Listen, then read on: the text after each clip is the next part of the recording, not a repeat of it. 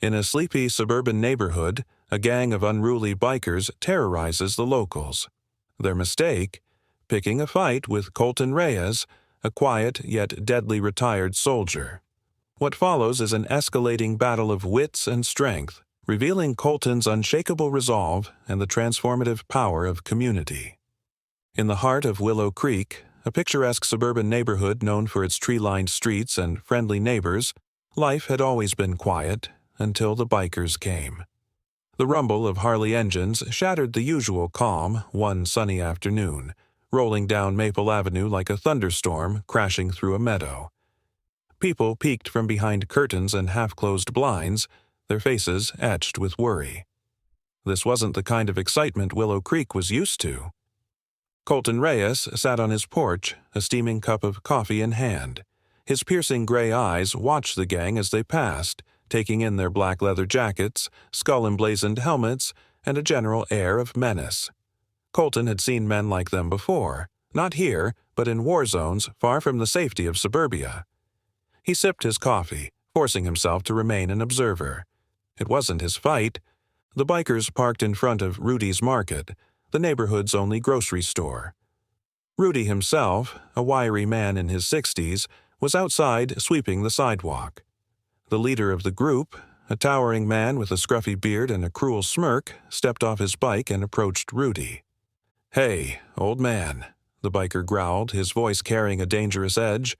"Got any free samples for us?" Rudy stiffened, gripping his broom tightly. "This is a business, not a charity. You want something, you pay for it." The biker's smirk twisted into a sneer. "Guess you don't know who you're talking to. How about you show some respect?"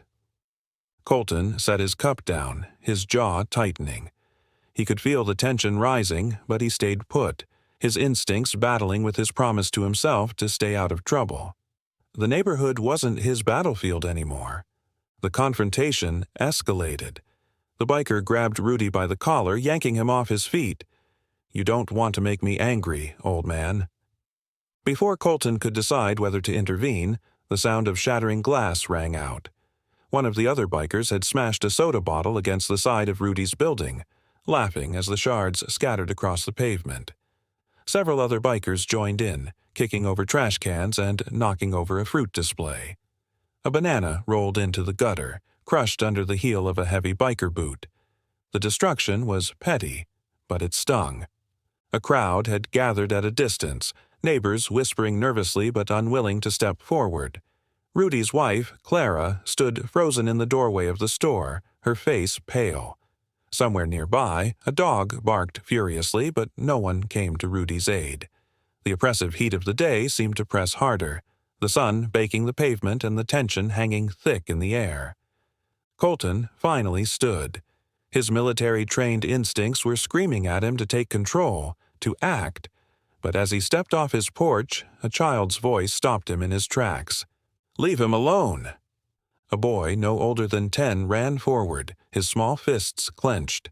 His mother's panicked cry followed him, but he didn't stop. The boy stood in front of Rudy, glaring up at the biker with a bravery that was equal parts inspiring and foolish. The child's face was set with defiance, his posture trembling with the effort to hold his ground. The biker laughed, a cruel, booming sound that sent chills down the spines of the onlookers. "Well, look at this. A little hero." He reached down to grab the boy by the shirt, but before he could, another hand clamped down on his wrist. Colton stood between the biker and the boy, his grip like steel. "That's enough," he said, his voice low and steady. His presence was calm, but the way he stood, balanced, grounded, sent an unspoken warning. The biker tried to yank his hand free, but Colton didn't budge. Instead, he tightened his grip, his eyes locked on the man's. "Let him go."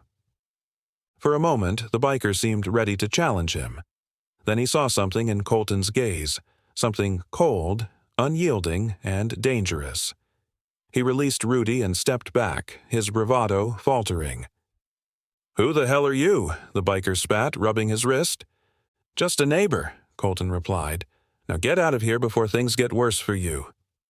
The leader hesitated, his pride warring with his common sense. After a long, tense moment, he jerked his head toward his gang. "Let's go."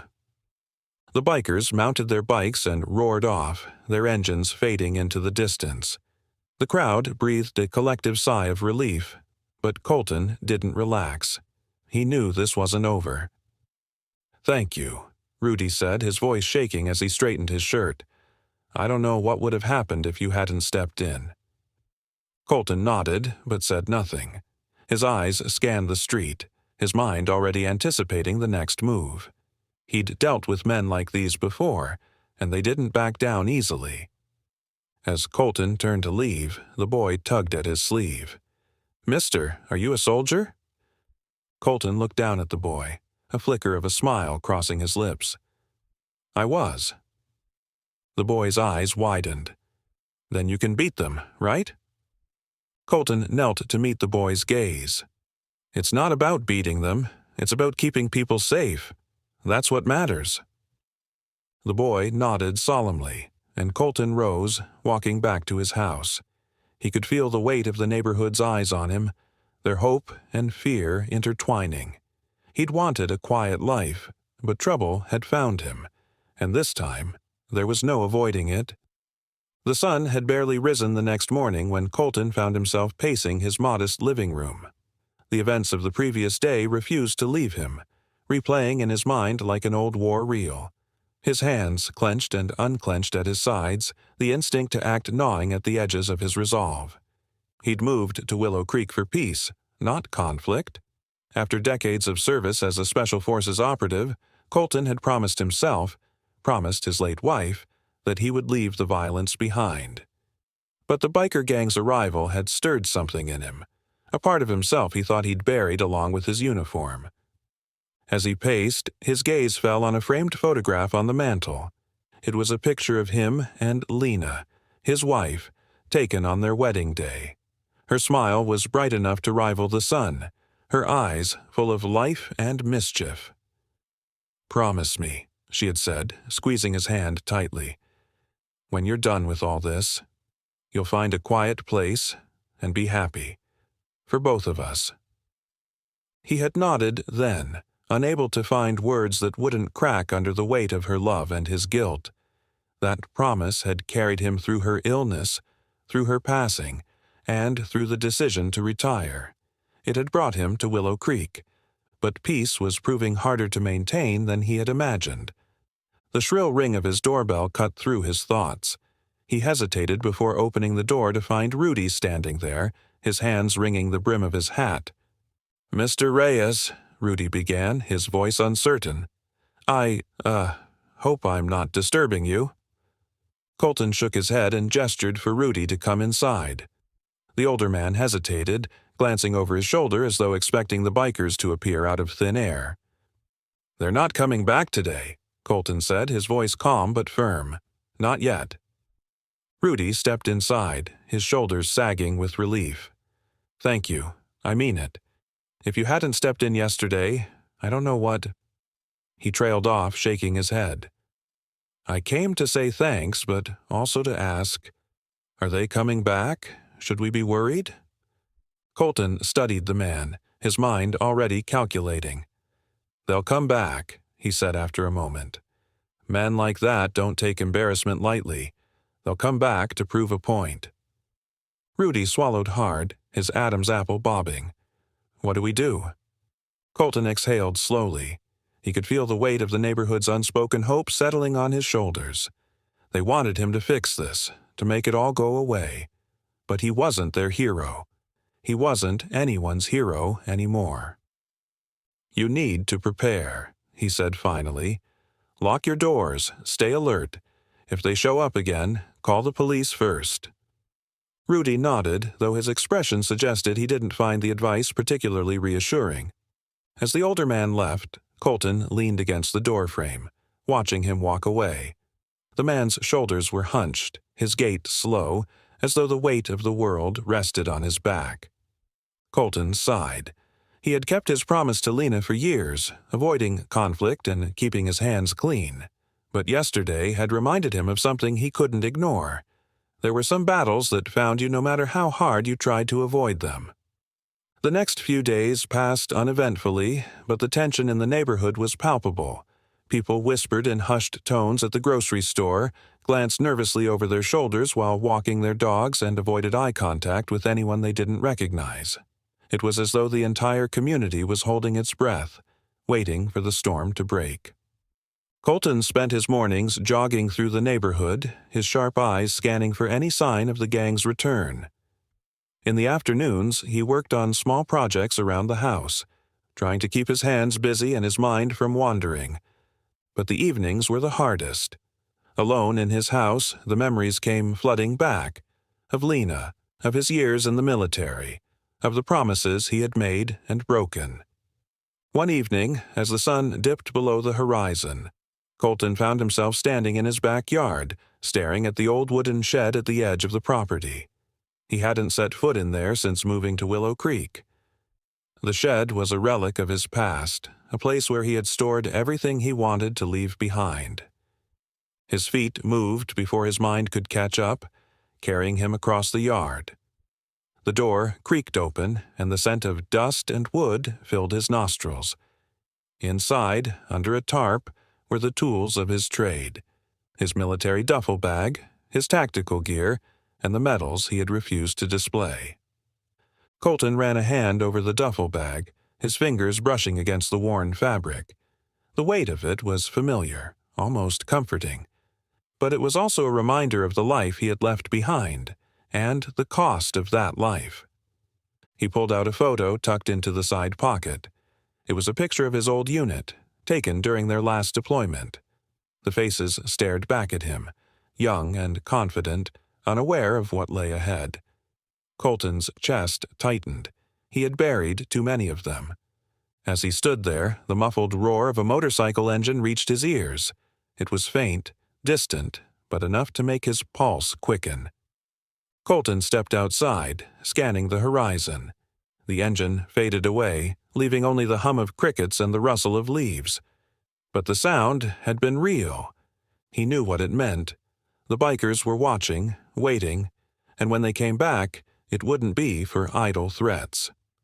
Colton closed the shed door and locked it, his jaw set. He had made a promise to Lena, but he had also made a promise to himself, to protect those who couldn't protect themselves.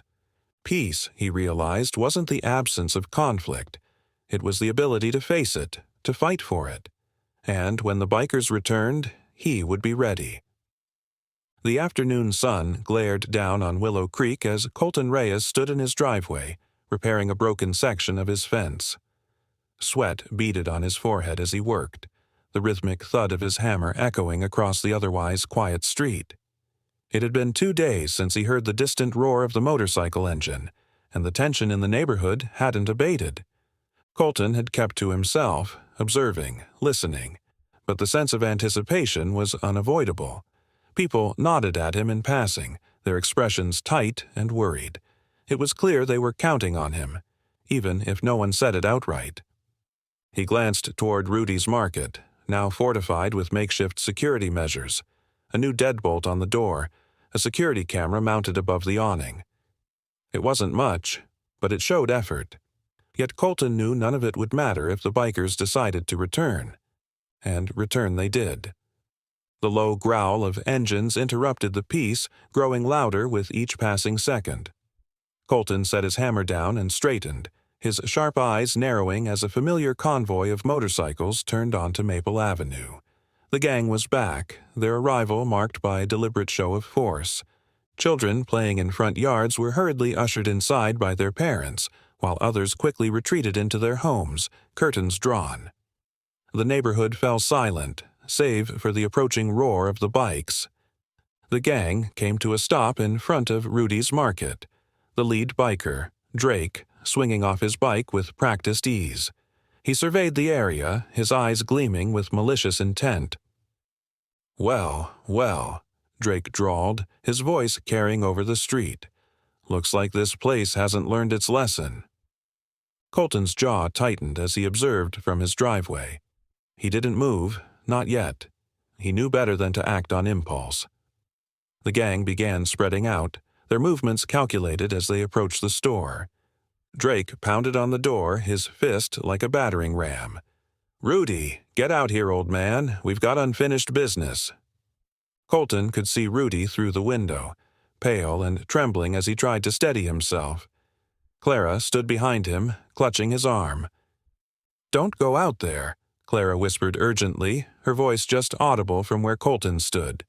But Drake wasn't known for his patience. With a nod to one of his men, a biker stepped forward wielding a crowbar. He smashed the window, sending shards of glass scattering across the sidewalk. The sound jolted Rudy into action. He unlocked the door and stepped outside, his hands raised in a placating gesture. "Please," Rudy began, his voice shaking. "You've made your point. Just leave us alone." Drake's smirk widened. "Leave you alone? You think it's that easy?" He stepped closer, his voice dropping to a dangerous growl. "You humiliated us, and now you're gonna pay." Colton's instincts kicked in. He moved toward the scene, his stride purposeful but measured. He had no intention of letting this escalate further, but he also knew the bikers wouldn't respond to words alone. Drake noticed him approaching and turned, his expression darkening. "Well, look who it is," he said, loud enough for everyone to hear. "The hero from last time." Colton stopped a few feet away, his posture relaxed but his eyes cold. "Leave," he said simply. Drake chuckled, a low, menacing sound. "Or what? You gonna try and stop us? You think you're some kind of big-shot tough guy?" Colton didn't answer. Instead, he met Drake's gaze with unflinching calm, the kind of composure that came from years of facing down worse men in worse situations. "Let me make this clear," Colton said, his voice steady. "You don't belong here. You're not wanted, and if you don't leave now, you'll regret it." Drake's smirk faltered, but his pride wouldn't let him back down. He gestured to one of his men, a wiry biker with a scar running down the side of his face. "Teach him a lesson." The biker stepped forward, cracking his knuckles as he sized up Colton. But the moment he lunged, Colton moved. It happened so quickly that most of the onlookers barely registered it. 1 second, the biker was swinging a punch, and the next, he was on the ground, clutching his wrist and groaning in pain. Colton stood over him, calm and unshaken. "You should have stayed on your bike," he said evenly. Drake's face twisted in anger. "You're gonna regret that," he snarled. He gestured for the rest of the gang to move in, but Colton didn't flinch. The bikers hesitated, their confidence shaken by the speed and precision of Colton's response. Drake seemed to sense their hesitation and cursed under his breath. "Fine," Drake spat. "We'll leave, for now, but this isn't over." The gang retreated, their engines roaring as they sped off down the street. The tension in the air lingered long after they were gone. Rudy and Clara approached Colton, their gratitude evident despite the fear in their eyes. "Thank you," Rudy said, his voice unsteady. "I don't know how to repay you." "You don't owe me anything," Colton replied. His gaze remained fixed on the horizon where the bikers had disappeared. "Just stay alert. This isn't over." As he walked back to his house, Colton felt the weight of what was coming. The bikers weren't finished, and neither was he. Peace, it seemed, would have to wait. The silence in Willow Creek didn't last long. It began with small signs, scratched car doors, overturned trash cans, and vulgar graffiti sprayed across fences and walls. The bikers weren't subtle in their retaliation, but they were careful to avoid being caught in the act. The neighborhood felt like it was under siege, each morning revealing a new act of vandalism that chipped away at the residents' sense of security. Colton Reyes walked the streets early each day, noting the damage and the growing unease among his neighbors. Their once warm smiles were now tight with anxiety, their voices tinged with fear. People avoided going out at night, and porch lights blazed like sentinels across the street. Families whispered about moving, about selling their homes and leaving Willow Creek behind. It didn't take long for the bikers to escalate. One night, the community center, an old building that served as the heart of Willow Creek, was set ablaze. The fire roared into the night, thick black smoke billowing into the sky. By the time the fire department arrived, the structure was a smoldering ruin. Children cried as parents tried to shield them from the sight, and the acrid smell of burnt wood lingered for hours after the flames were extinguished. Colton stood with the crowd that had gathered, watching the flames devour the building. He could feel the anger radiating from the people around him, their murmured voices filled with frustration and despair. "This was the last straw," one man muttered, his fists clenched at his sides. "We can't let them get away with this." Colton kept silent, his gaze fixed on the embers glowing in the darkness. He understood their anger, but he also knew that acting on emotion could lead to more harm than good. He recognized the look in their eyes, the desire to fight back, to lash out. It was the same fire he'd felt on the battlefield, and it had always come at a cost. The following morning, a town meeting was called. It was held in Rudy's Market, the only place large enough to accommodate the growing crowd of concerned residents. Colton stood at the back, leaning against the wall as the people voiced their concerns. "We need to call the police again," Clara said, her voice trembling. "They need to do something." "And what good will that do?" another man replied bitterly. "They've been here twice and haven't stopped anything. We need to take matters into our own hands." A murmur of agreement rippled through the room, but Colton stepped forward, his calm voice cutting through the noise. "Taking matters into your own hands is exactly what they want. You'll be playing into their game, and they'll escalate even further." The crowd turned to him, their faces a mixture of frustration and hope. Rudy stepped forward, nodding toward Colton. "You've faced men like this before. What do you suggest?" Colton paused, weighing his words carefully. He knew the responsibility that came with what he was about to say. "We need to show them that this neighborhood won't be intimidated, but we need to do it the right way. Strength doesn't mean violence. It means unity." The room fell silent as the weight of his words sank in. Finally, Clara spoke, her voice steady. "What do we need to do?" Over the next few days, Colton worked with the residents to fortify the neighborhood. They repaired fences, installed cameras, and set up a phone tree to ensure quick communication in case of another incident. Colton taught them how to stay vigilant, how to spot signs of trouble before it escalated. He spent hours walking the streets, noting weak spots and helping his neighbors strengthen their homes.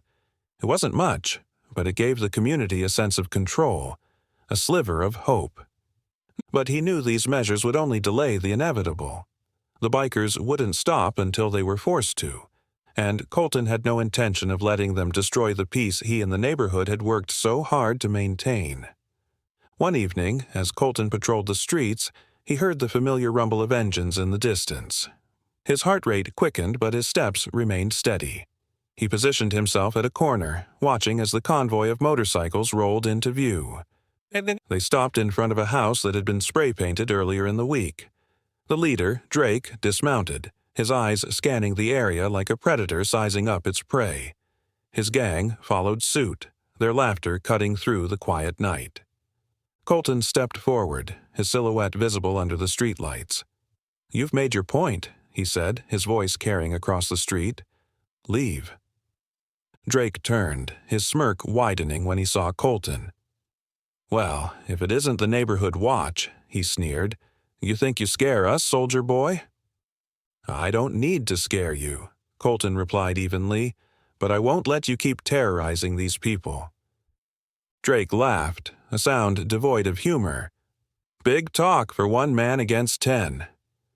Colton didn't respond. Instead, he took another step forward, his posture calm but unyielding. The gang members shifted uneasily, their confidence faltering under Colton's unwavering gaze. Drake growled, stepping closer until he was inches from Colton's face. "You don't get it, do you? We don't back down. We take what we want."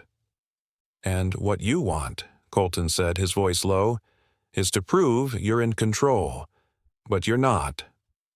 The tension in the air was palpable, the streetlights casting long shadows as the two men faced off. Finally, Drake stepped back, his eyes narrowing. "You'll regret this," he said, his voice cold. "All of you will." With that, he motioned for his gang to follow, their engines roaring as they disappeared into the night. Colton stood in the silence that followed, his jaw set. He knew the battle was far from over, but for now, the neighborhood remained intact, and he would do whatever it took to keep it that way. The days following the bikers' latest retreat were filled with a tense, uneasy calm. Willow Creek had become a neighborhood transformed. Children no longer played outside, and families avoided evening strolls. Porch lights stayed on all night, and residents spoke in whispers as though afraid their voices might invite more trouble. The bikers had succeeded in shaking the community's sense of safety, but Colton Reyes wasn't about to let them destroy it completely. Colton spent his morning surveying the neighborhood, taking note of blind spots and areas most vulnerable to attack. He made rounds to each household, offering advice on securing doors and windows, installing motion sensor lights, and keeping emergency contacts close at hand. He didn't just give advice. He rolled up his sleeves, helping fix fences, reinforce locks, and even install a few basic alarms. His actions spoke louder than words, reassuring his neighbors in ways no speech ever could. But Colton knew defensive measures alone wouldn't be enough. The bikers were organized and ruthless, and they thrived on fear. The residents of Willow Creek needed more than locks and lights. They needed to stand together. One evening, Colton called a meeting at Rudy's market. The room was packed, the air thick with anxiety and hope. Rudy had moved shelves aside to create enough space for the gathering, and the soft hum of a ceiling fan did little to dispel the heat of the crowded room. Colton stood at the front, his posture straight and his gaze steady. "Thank you all for coming," he began. His voice was calm but carried the weight of authority, immediately quieting the murmurs in the room. "The bikers have made it clear they won't stop until they've broken this neighborhood. But I'm here to tell you they won't succeed, not if we stand together." "They want us to be afraid," Colton continued. "They want us to feel powerless. But we're not powerless. We have something they don't: community. If we use that, we can make this neighborhood a place they won't dare mess with." "How?" Clara asked from the back, her voice firm with determination. "How do we do that?" "We start by drawing lines they won't cross," Colton replied. "We organize patrols. We make our presence known. If they come back, they'll see this isn't just a group of individuals. It's a united front." The room buzzed with conversation. Finally, Rudy stepped forward. "I'm in," he said. "Whatever it takes." Over the next few days, Colton worked tirelessly to implement the plan. Small patrols were formed, each group responsible for keeping watch over a specific area. Walkie-talkies buzzed with updates as residents checked in. It wasn't perfect, but it was a start. Colton led by example, often taking the late-night shifts himself. He walked the streets with quiet determination, his sharp eyes scanning for anything out of place. His presence alone seemed to inspire confidence, and the neighborhood began to regain a sense of control. But Colton knew the bikers wouldn't stay away for long. Their pride had been wounded, and they would return. Of that, he was certain. One night, as Colton patrolled near the edge of the neighborhood, he heard the faint rumble of engines in the distance. The sound grew louder, closer, until motorcycles appeared under the streetlights. Colton reached for the walkie-talkie clipped to his belt. "They're back. Group 2, stay put. Group 3, keep an eye on the north entrance. Everyone else, stay alert." The bikers rolled into the neighborhood with deliberate arrogance, their engines growling as they slowed to a crawl. Drake was at the front, his expression twisted into a smug grin. Behind him, the rest of the gang spread out, their presence a calculated display of dominance. Colton stepped out of the shadows, his stance relaxed but his eyes sharp. "That's far enough," he said, his voice cutting through the night. Drake's grin widened. "Well, look who's still playing sheriff," he sneered. "What's the plan, tough guy? You gonna run us off again?" "No," Colton replied. "The plan is to make sure you don't come back." The bikers laughed, their voices echoing off the quiet houses. But Colton didn't waver. He knew this wasn't the moment for bravado. It was the moment to show the bikers they were no longer dealing with a neighborhood divided by fear. As Colton stood his ground, porch lights began to flicker on one by one. Doors opened and residents stepped outside, their numbers growing with each passing second. They stood silently, their presence a powerful statement of unity. Drake's laughter faltered as he looked around, his confidence visibly shaken. The gang members exchanged uneasy glances, their bravado fading under the weight of the crowd's defiance. Colton took a step forward, his voice steady. "You're outnumbered, you're outmatched, and you're not welcome here." Drake glared at him, his jaw tightening. For a moment it seemed like he might lash out, but the odds were clear. He let out a frustrated growl and motioned for his gang to retreat. The roar of their engines faded into the distance, leaving the neighborhood in a heavy silence. The residents remained standing, their faces a mixture of relief and determination. Colton turned to face them, his expression calm but firm. "This is just the beginning," he said. "They'll be back, but now they know. We're ready." The morning after the bikers' retreat was marked by an unusual stillness in Willow Creek. The neighborhood had rallied together the previous night, showing a strength that had surprised even the most skeptical residents. But Colton Reyes knew the quiet wouldn't last. The bikers weren't the kind to take a blow to their pride lightly, and their retreat had been more of a regrouping than a surrender. Colton was in the middle of reinforcing the locks on his back door when he heard the sound of an unfamiliar vehicle approaching. It wasn't the roar of a motorcycle, but the low, steady hum of a high-performance engine.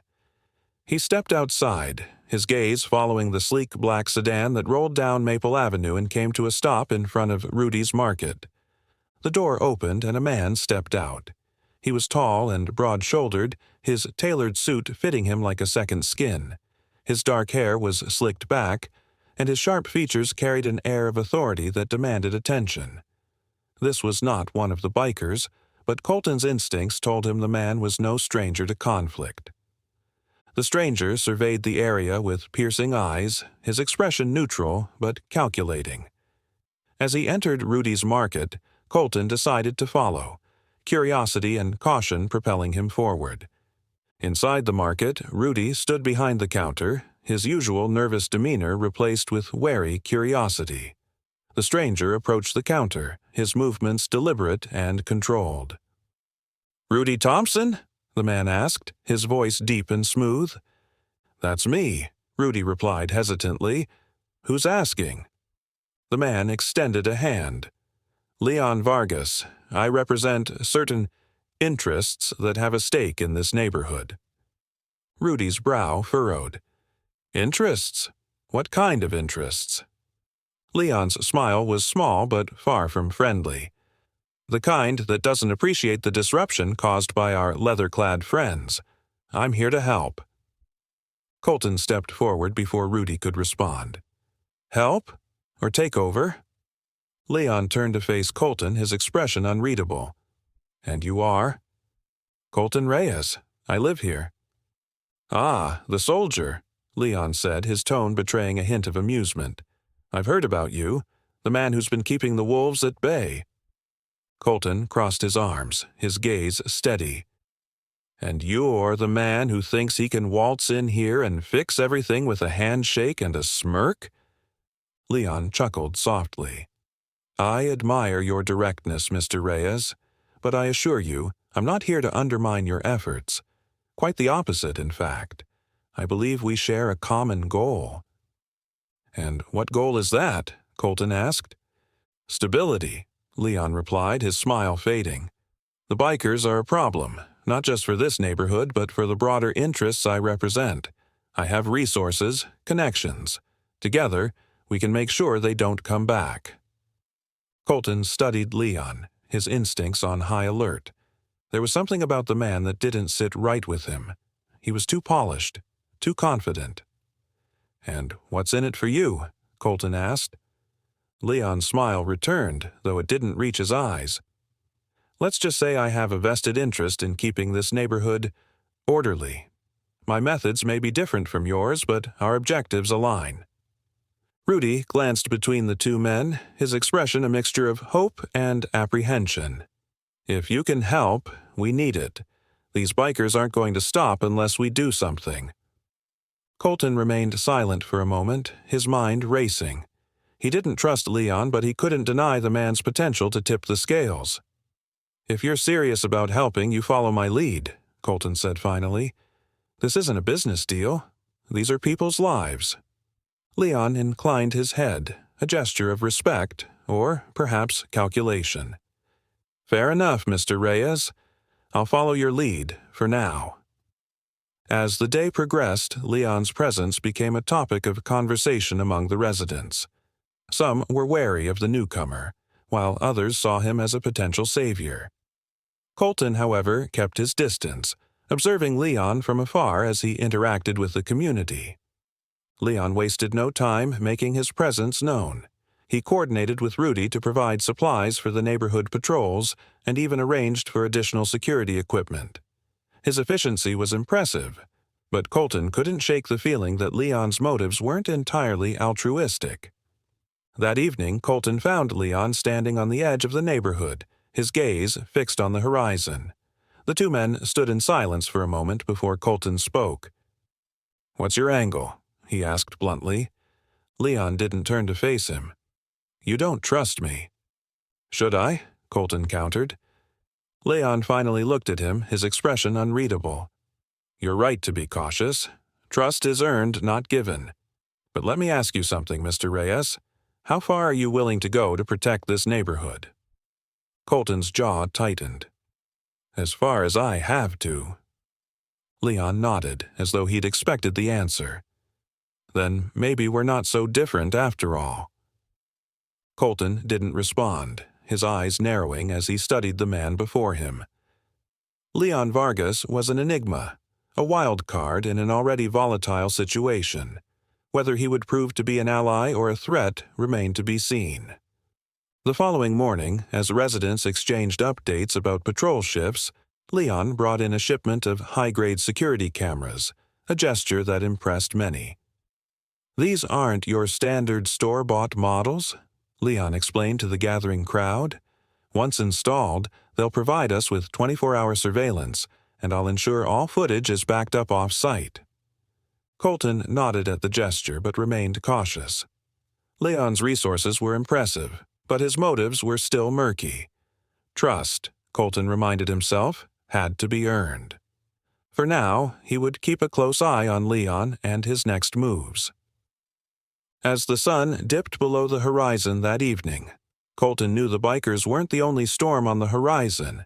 This battle was becoming more complex, and Leon Vargas was a variable he couldn't yet solve. The aftermath of Leon's arrival rippled through Willow Creek, but the bikers had not been idle either. Far from the quiet streets of the neighborhood, in a dilapidated warehouse on the outskirts of town, a different kind of meeting was taking place. The air inside was thick with the acrid stench of gasoline and cigarette smoke. Drake leaned against an oil drum, his leather jacket creaking as he shifted his weight. His face was set in a scowl, and his sharp eyes darted between the men gathered around him. "This isn't over," Drake growled, slamming his fist against the drum. The loud clang echoed through the room, silencing the murmurs of the gang members. "That neighborhood made us look weak." One of the bikers, a wiry man with a scar running down his jawline, spoke up. "Boss, we've already shown them we're not messing around. The fire, the damage, they're scared."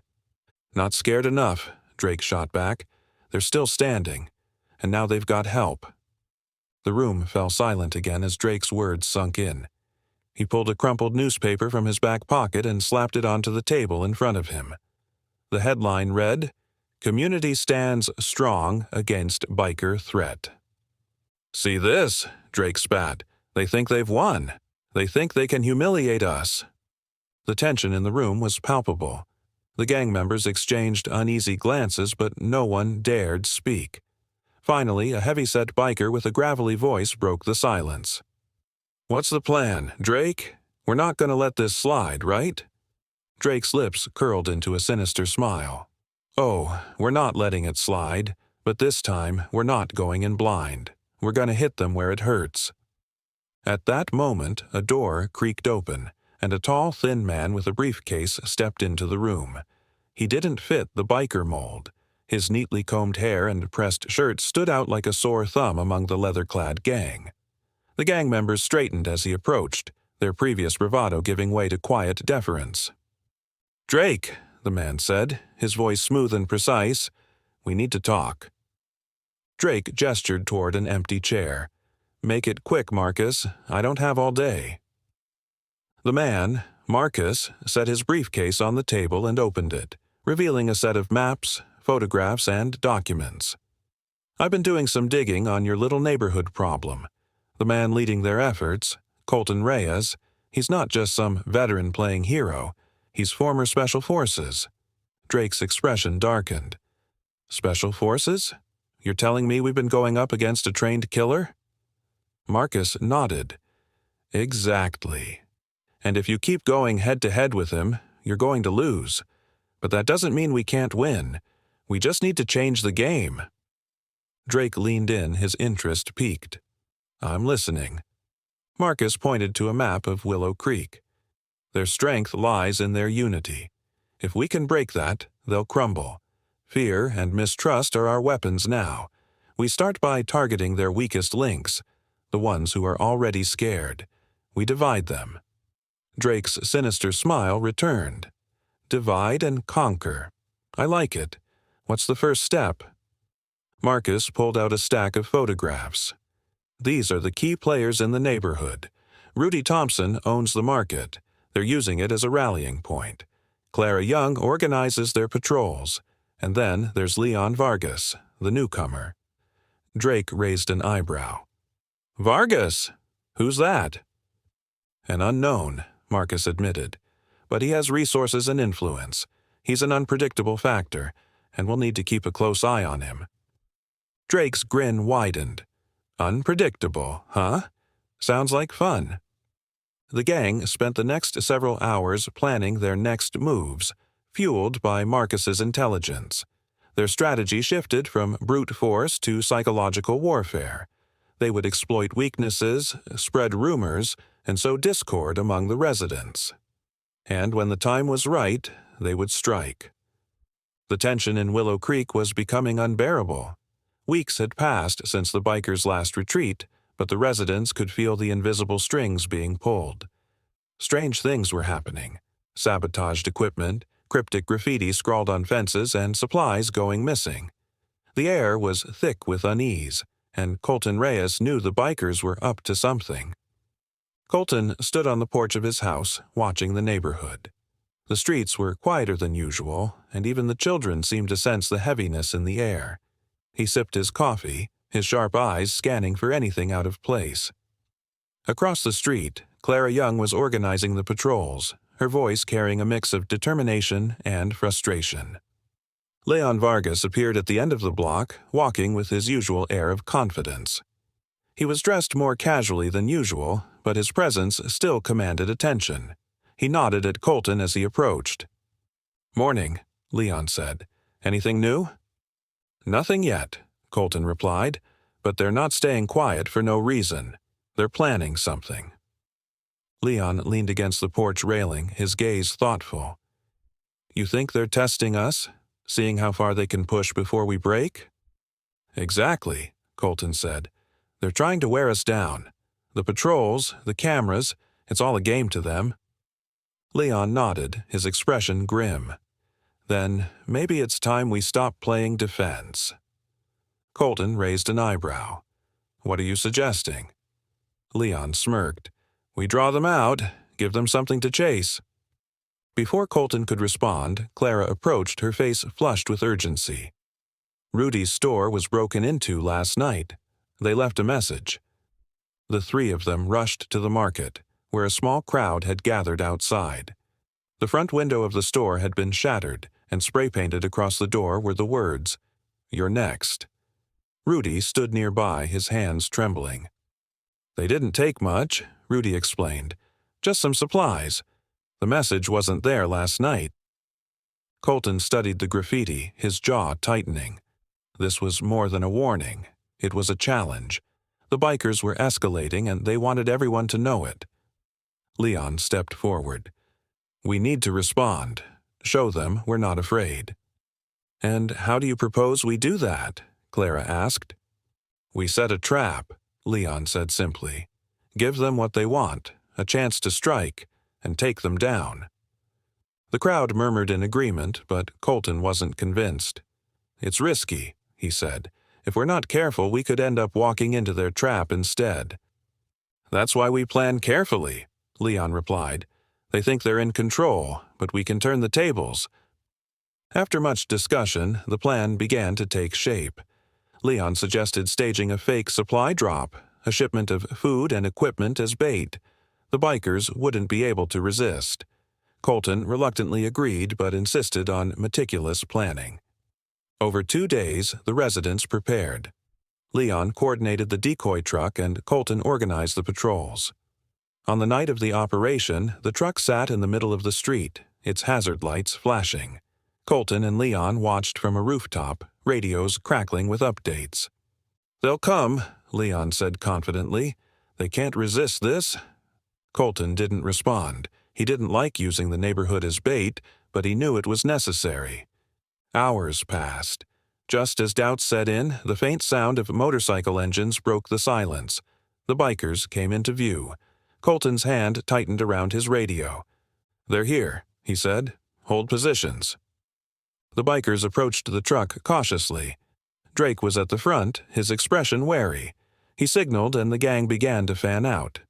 "Now," Leon whispered. "Wait," Colton said, his eyes locked on Drake. Suddenly, Drake barked an order and the bikers surged forward. "Go!" Colton shouted. The neighborhood erupted into action. Patrol members appeared, blocking escape routes. Spotlights illuminated the street. The bikers, caught off guard, scrambled but couldn't regroup in time. Colton and Leon joined the residents as they closed in. Drake's face twisted in rage as he realized they had been outmaneuvered. "This isn't over," Drake shouted. "It is for now," Colton replied. The bikers retreated, engines roaring into the night. The residents stood in silence, relief mingled with the weight of the battle ahead. Colton looked at their weary faces and knew the fight was far from over. The next morning, as the sun rose over Willow Creek, the neighborhood seemed different. The streets were quieter, but it wasn't just from exhaustion.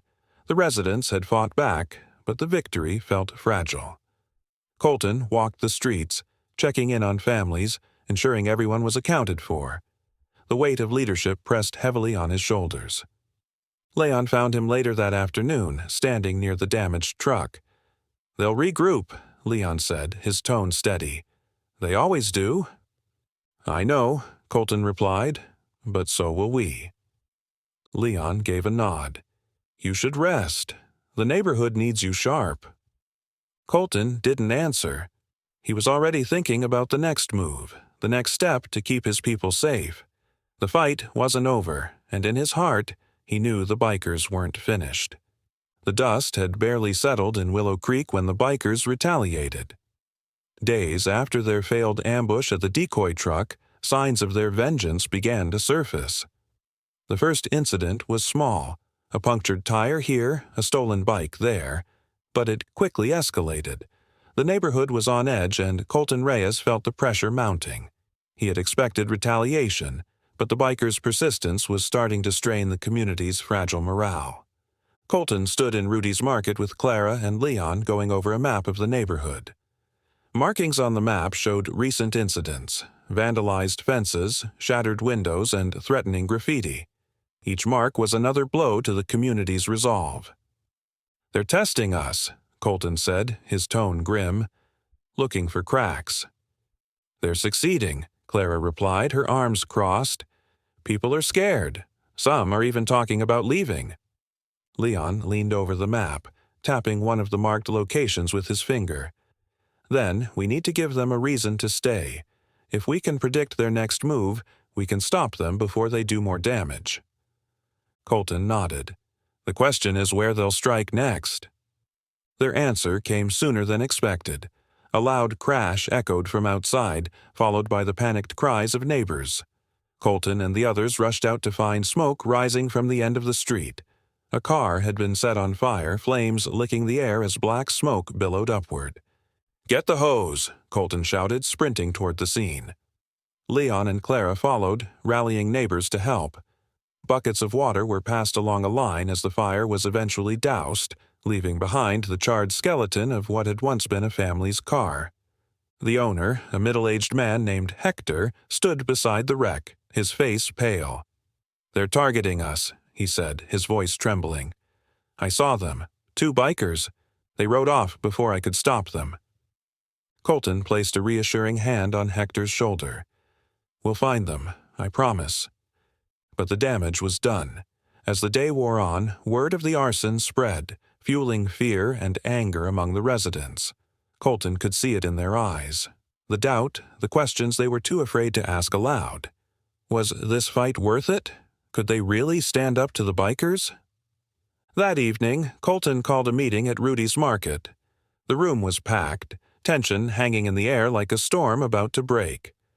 Colton stood at the front, his gaze sweeping over the gathered residents. "I know you're scared," he began. "I won't pretend this is easy, but we can't let them win. If we back down now, we lose everything." "They're escalating," a voice called from the back. It was Clara, her expression hard. "And we need to escalate, too. We can't just sit back and react." Leon stepped forward. "Clara's right. We've been on the defensive for too long. It's time to take the fight to them." Murmurs of agreement rippled through the crowd, but Colton held up a hand. "I understand the need to act, but we have to be smart about it. This isn't just about fighting back, it's about protecting our community. We can't afford any more collateral damage." As the meeting went on, a plan began to take shape. Patrols would be doubled, with more residents volunteering to keep watch. Leon offered to provide additional surveillance equipment, while Clara organized shifts to ensure no part of the neighborhood was left unguarded. But even as the plan took form, Colton couldn't shake a sense of foreboding. The bikers were playing a dangerous game, and the stakes were growing higher with each passing day. The following night, Colton and Leon patrolled the perimeter of the neighborhood. The air was cool, the streets quiet save for the occasional rustle of leaves. But the calm was deceptive, and both men knew it. "You think they'll try something tonight?" Leon asked, his voice low. Colton nodded. "It's only a matter of time. They're getting bolder." As if on cue, the distant rumble of motorcycle engines reached their ears. Colton's hand went to the radio on his belt. "This is it," he said. "Everyone, stay alert." The bikers came into view moments later, their headlights cutting through the darkness. There were 4 of them, and they rode with deliberate arrogance, their engines growling like predators circling prey. Colton and Leon watched from the shadows as the bikers stopped in front of a house near the edge of the neighborhood. One of them dismounted, a crowbar in hand. Without hesitation, he began smashing the windows of the house. "Go," Colton whispered into the radio. The neighborhood responded with swift precision. Patrol members emerged from the shadows, surrounding the bikers before they could react. Flashlights illuminated the scene, their beams catching the startled faces of the gang. "Drop it," Colton ordered, stepping forward. His voice was calm but carried an edge that left no room for argument. The biker with the crowbar hesitated, his grip tightening on the weapon. For a moment it seemed like he might lash out, but the odds were clear. He dropped the crowbar with a clang, raising his hands in surrender. The other bikers followed suit, their defiance replaced by reluctant submission. Colton kept his eyes on them as the patrol members secured the situation, ensuring there were no surprises. As the bikers were escorted out of the neighborhood, Colton felt a flicker of hope.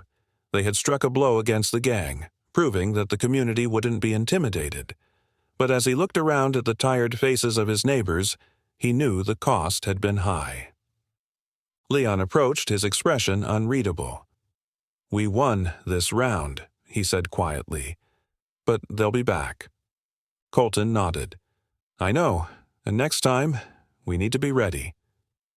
The defeat of the bikers in their latest attempt to intimidate Willow Creek had given the neighborhood a brief reprieve, but Colton Reyes knew better than to let the victory lull them into complacency.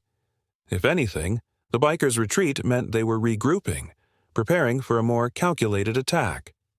It was time to strengthen the neighborhood's defenses, and that meant preparing the people for a fight they couldn't afford to lose. Colton called a meeting at Rudy's Market the morning after the bikers were escorted out. The room was buzzing with nervous energy, residents whispering among themselves about what might come next. When Colton entered, the chatter ceased, all eyes turning to him. "Thank you all for being here," he began, his voice steady. "We've proven that we can stand up to the bikers, but we can't rely on luck.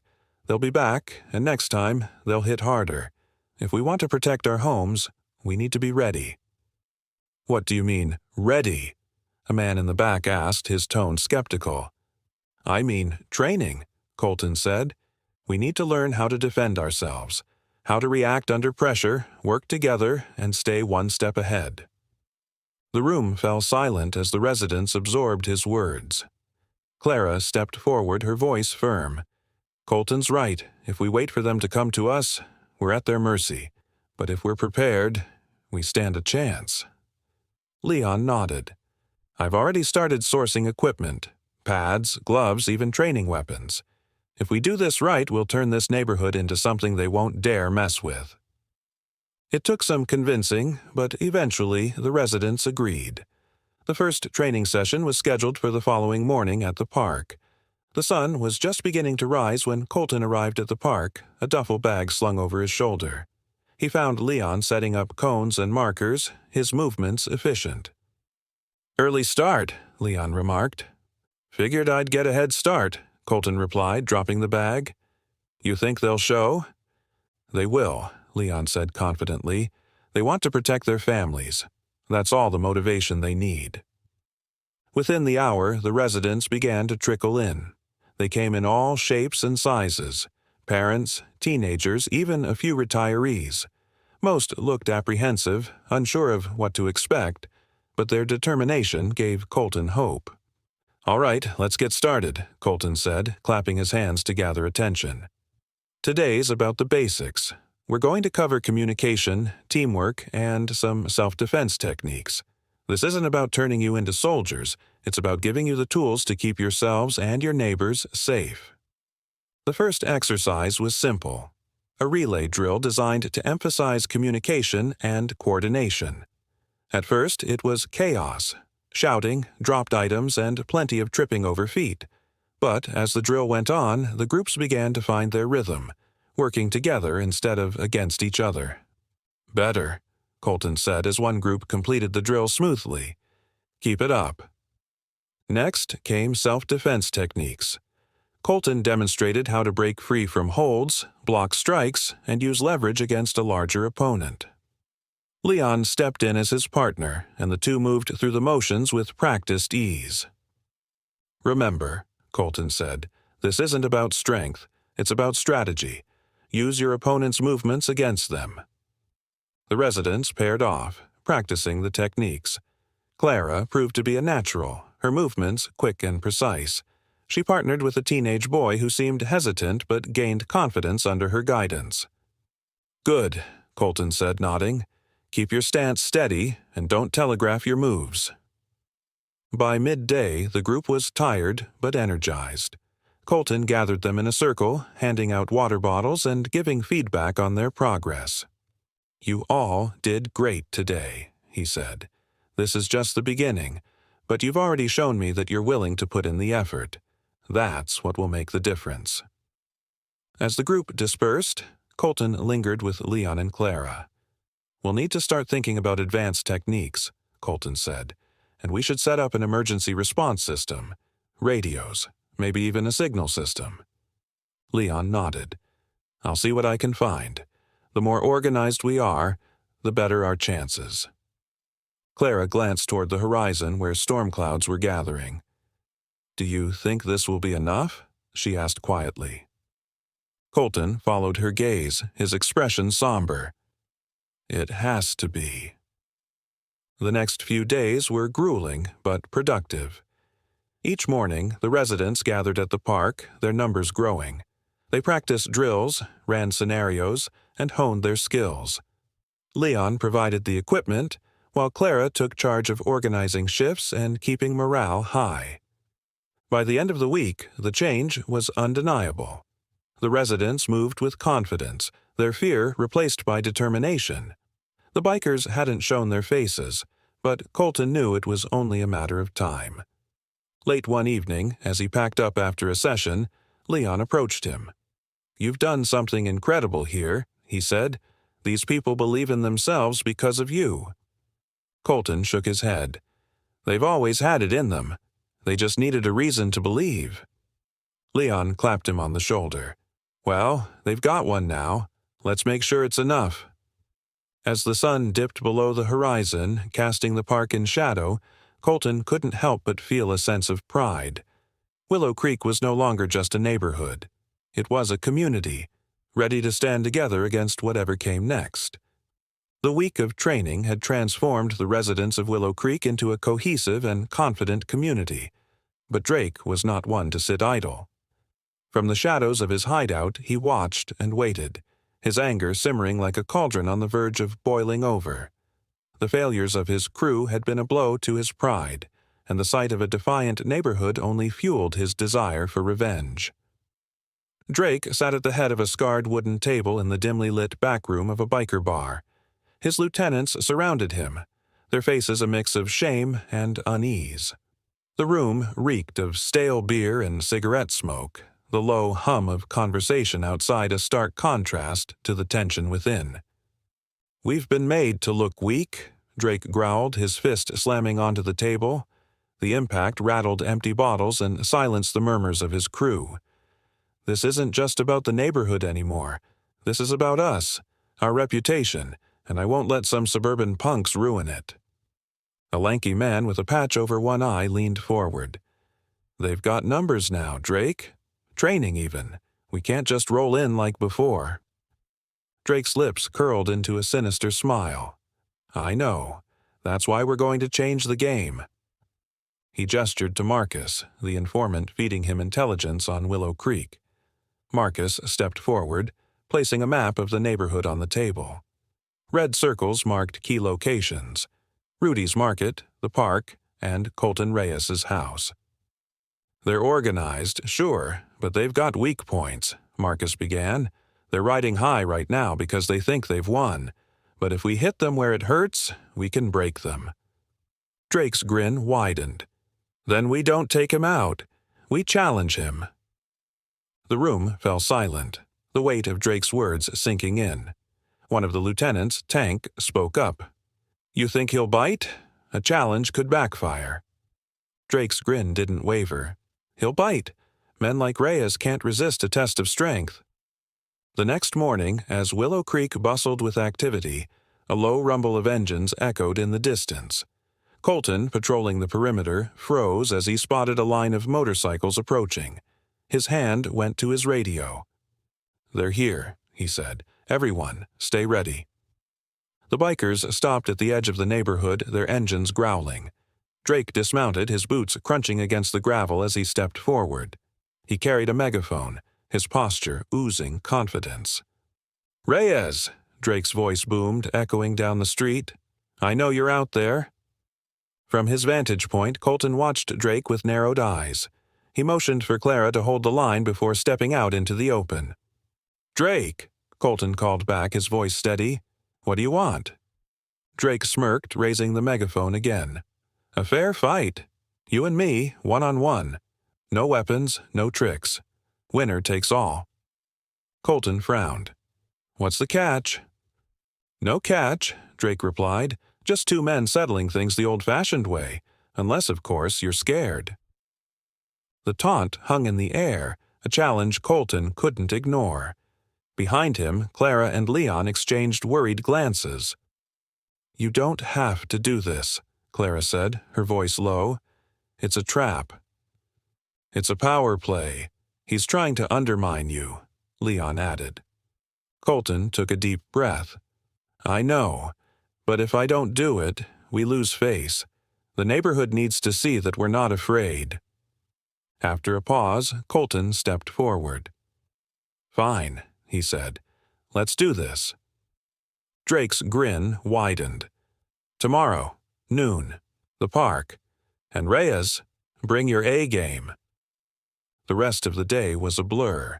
Colton trained relentlessly, running through scenarios with Leon while Clara coordinated security. The neighborhood buzzed with tension, the residents rallying around their leader. "You've got this," Leon said, handing Colton a water bottle. "He's all bark. You faced worse." "It's not him I'm worried about," Colton admitted. "It's what happens after. If this goes sideways, the whole neighborhood pays the price." Leon nodded. "Then make sure it doesn't." The next morning, the park was eerily quiet. A crowd had gathered, the residents of Willow Creek on one side, the bikers on the other.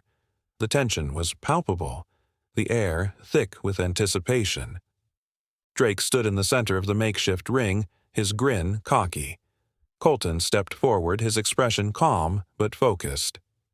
"No weapons," Drake said, holding up his hands. "Just fists." Colton nodded, and the fight began. Drake came out swinging, his strikes wild but powerful. Colton dodged and countered, his movements controlled and precise. The crowd watched in stunned silence, the clash of fists echoing across the park. Minutes felt like hours as the fight raged on. Both men were bloodied and bruised, but neither was willing to back down. Finally, Colton saw his opening. He feinted left, drawing Drake off balance before landing a devastating blow to his ribs. Drake staggered, gasping for breath before collapsing to his knees. Colton stood over him, his chest heaving. "Yield," Colton said, his voice firm. Drake glared up at him, his pride warring with the reality of his defeat. After a pause, he nodded. "I yield." The crowd erupted into cheers, the residents of Willow Creek rushing forward to celebrate.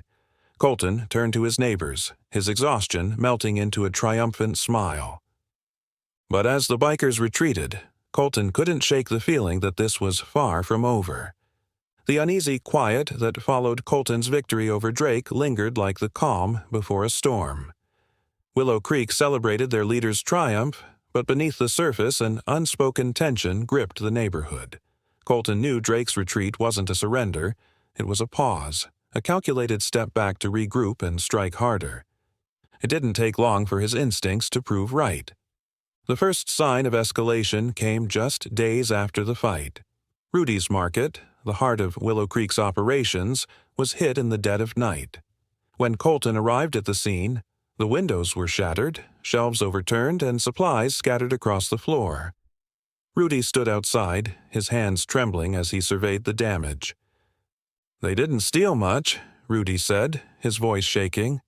"They wanted to send a message."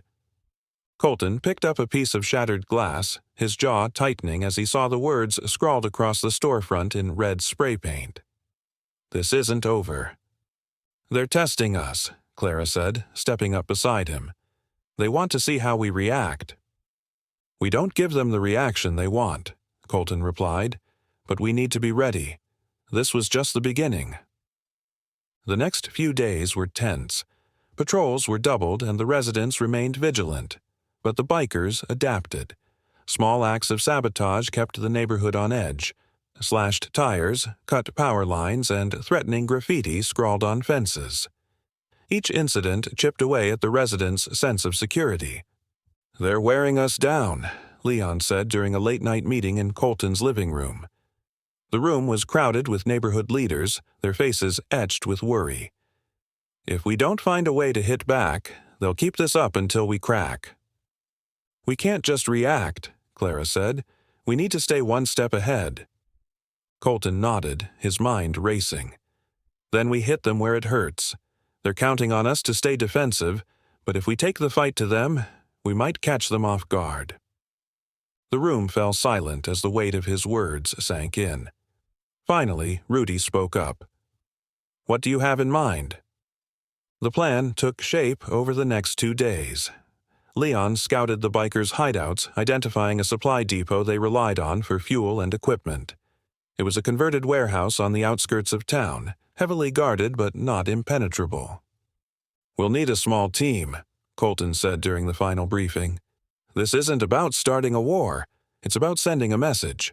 We disrupt their operations and make it clear that Willow Creek won't back down." Clara, Leon, and 2 other trusted residents volunteered for the mission.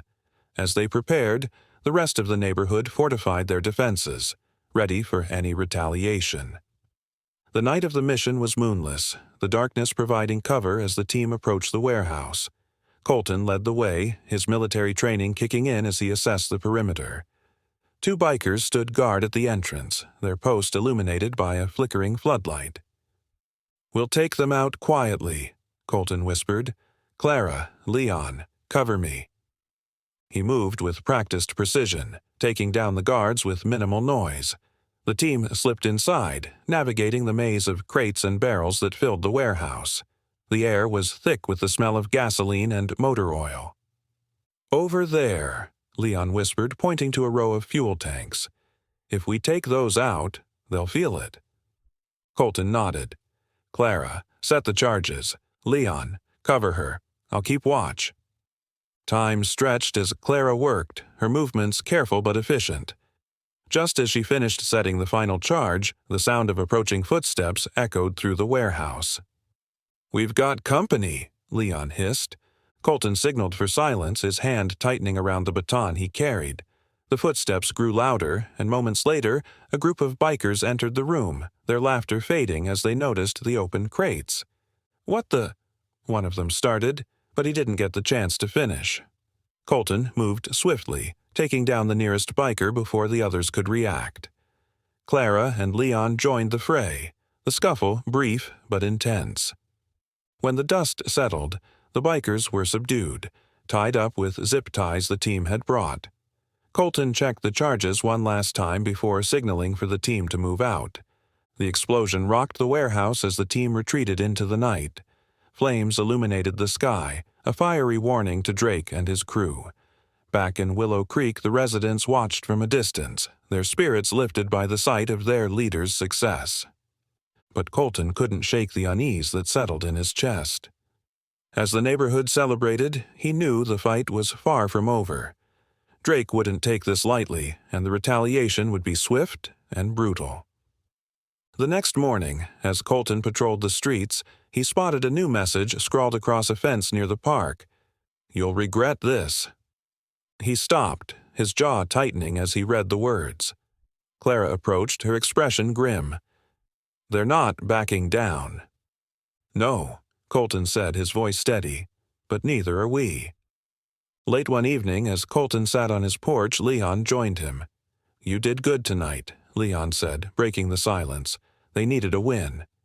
"We needed a win," Colton replied, his gaze distant. "But it's not over, not by a long shot." Leon nodded, his expression somber. "So what's the plan?" "We keep fighting," Colton said, "until they realize they can't break us." The words hung in the air, a quiet declaration of resolve. Willow Creek was under siege, but its spirit remained unbroken. And as the night stretched on, Colton knew one thing for certain. The battle for their neighborhood was far from over. The unease lingering in Willow Creek since the warehouse explosion had taken a more sinister form. The bikers' silence wasn't a retreat, but a recalibration, and Colton couldn't shake the feeling that something, or someone, was working against them from the inside. The first clue came in the form of a leak. The carefully coordinated patrol routes had been altered. Colton discovered the issue when a group returned early, confused as to why no one had relieved them. At first, it seemed like a simple error, but repeated inconsistencies revealed something deliberate. Patrols that should have been synchronized began overlapping in ways that left parts of the neighborhood exposed. What struck Colton most was how these exposed areas were exactly where small acts of sabotage had occurred. Slashed tires, spray-painted threats, even tampered wiring. It couldn't be coincidence. The incidents left the residents rattled, their confidence shaken. Some whispered that the bikers had spies among them, a rumor that spread like wildfire. Colton knew the longer the fear lingered, the more it would erode the unity they had fought so hard to build. He couldn't let that happen. That evening, Colton called a meeting with Clara and Leon in his kitchen. The table was strewn with maps and patrol schedules, mirroring their growing frustration. "Someone's feeding them information," Colton said bluntly, his voice low but sharp. "There's no other explanation." Leon frowned. "Are you sure? It could just be bad coordination." "Not with this many mistakes," Clara interjected. "It's too calculated. They're exploiting gaps we didn't even realize we had." Colton leaned forward. "If there's a leak, we need to find it fast. The longer this goes on, the more damage they can do." "But how do we figure out who it is?" Leon asked. "It's not like they're going to admit it." Clara tapped her fingers on the table. "We set a trap." "Trap how?" Leon asked. "We put out false information, something subtle but strategic," Clara said. "If the bikers act on it, we'll know exactly where the leak is." Colton nodded. "It's risky, but it might be our best shot." Colton drafted a fake patrol schedule with a fabricated weak point, shared only with a select group. The location was intentionally chosen, near the edge of the neighborhood, where they could observe without being spotted. The next night, Colton and Leon monitored the fake weak point. For hours, nothing happened. Just after midnight, the distant rumble of motorcycles broke the silence. "They're here," Leon whispered, gripping his radio tightly. Colton signaled for him to hold position. From their vantage point, they watched as bikers approached the supposedly unguarded area. The trap had worked. Colton's jaw tightened as he watched the bikers linger near the perimeter, their silhouettes barely visible in the dim light. He felt a surge of anger, not just at the intruders, but at the betrayal that had allowed them to be here. The next morning, Colton gathered the small group who had received the fake schedule. Confusion and unease filled the room. "What's this about, Colton?" Pete, a middle-aged resident, asked. "Last night, bikers targeted a weak spot that only existed in a schedule shared with a few of you," Colton said. "Someone here is working with them." The room erupted in protests. Colton raised a hand. "If you've been coerced or threatened, now's the time to come clean." For a moment, no one spoke. Then Jake, a shy young man, hesitated before raising his hand. "It was me." All eyes turned to him. Clara's jaw tightened, but she let Colton handle it. "Why, Jake?" Colton asked. "They threatened my sister," Jake stammered. "Said they'd hurt her if I didn't help." "You should have come to us," Colton said. "We could have protected you." Jake's shoulders slumped. "I didn't think you'd believe me." "Jake," Clara interjected, "we're fighting for all of us. No one should face this alone." After the meeting, Colton, Clara, and Leon gathered to plan their next move. "They're not just trying to scare us anymore," Clara said. "They're using fear to manipulate us." Leon nodded. "If they'll do this, who knows what's next?" Colton's mind raced. "We use their tactics against them. Feed them false information, set traps, and keep them on edge." "Jake might be useful," Leon suggested. "He knows how they communicate." Over the next few days, Jake provided insight into the bikers' methods. Using this, Colton's team planted false leads and adjusted patrols to lure the bikers into ambushes. The shift in strategy worked. By the end of the week, 2 biker raids had been thwarted, and morale in Willow Creek began to climb again. Still, Colton knew Drake wouldn't let this stand. He could feel the tension mounting, the weight of an inevitable retaliation pressing down on him. Late one evening, Clara walked into Colton's living room. "Jake's leaving," she said. "Where's he going?" "Out of town. He doesn't feel safe." "I can't blame him," Colton replied. Clara hesitated. "Are we doing the right thing? Fighting back like this?" Colton met her gaze. "If we don't fight, we lose everything." That night, as Willow Creek dimmed, Colton stood on his porch, staring into the darkness. The neighborhood had survived another betrayal, but the battle was far from over. The silence felt heavy, a prelude to the storm he knew was coming. Willow Creek had turned into a fortress, but Colton knew that staying on the defensive would only prolong the inevitable. Drake was plotting his next move, and Colton needed to stay one step ahead. The only way to do that was to get inside Drake's world, a dangerous gamble that meant walking straight into the lion's den. The opportunity came sooner than expected. Jake, the former informant, had provided crucial details about the bikers' inner workings before leaving town. Among those details was the location of a secluded biker hangout, a dilapidated bar on the outskirts of the city, known as the Iron Pit. According to Jake, it was where Drake's lieutenants gathered to discuss plans away from the prying eyes of their rank-and-file crew. "This is reckless," Clara said, crossing her arms as Colton laid out his plan. They stood in his living room, maps and notes spread across the coffee table. Leon paced nearby, his brow furrowed. "We don't have a choice," Colton replied. "If we keep waiting for them to make the next move, they'll hit us harder than we can handle. We need to know what they're planning." Leon stopped pacing.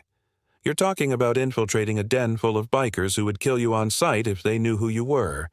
How exactly do you plan on pulling this off?" Colton pulled out a crumpled leather jacket and a pair of aviator sunglasses. "I go in, under cover, blend in, listen, and get out before anyone gets suspicious." Clara shook her head.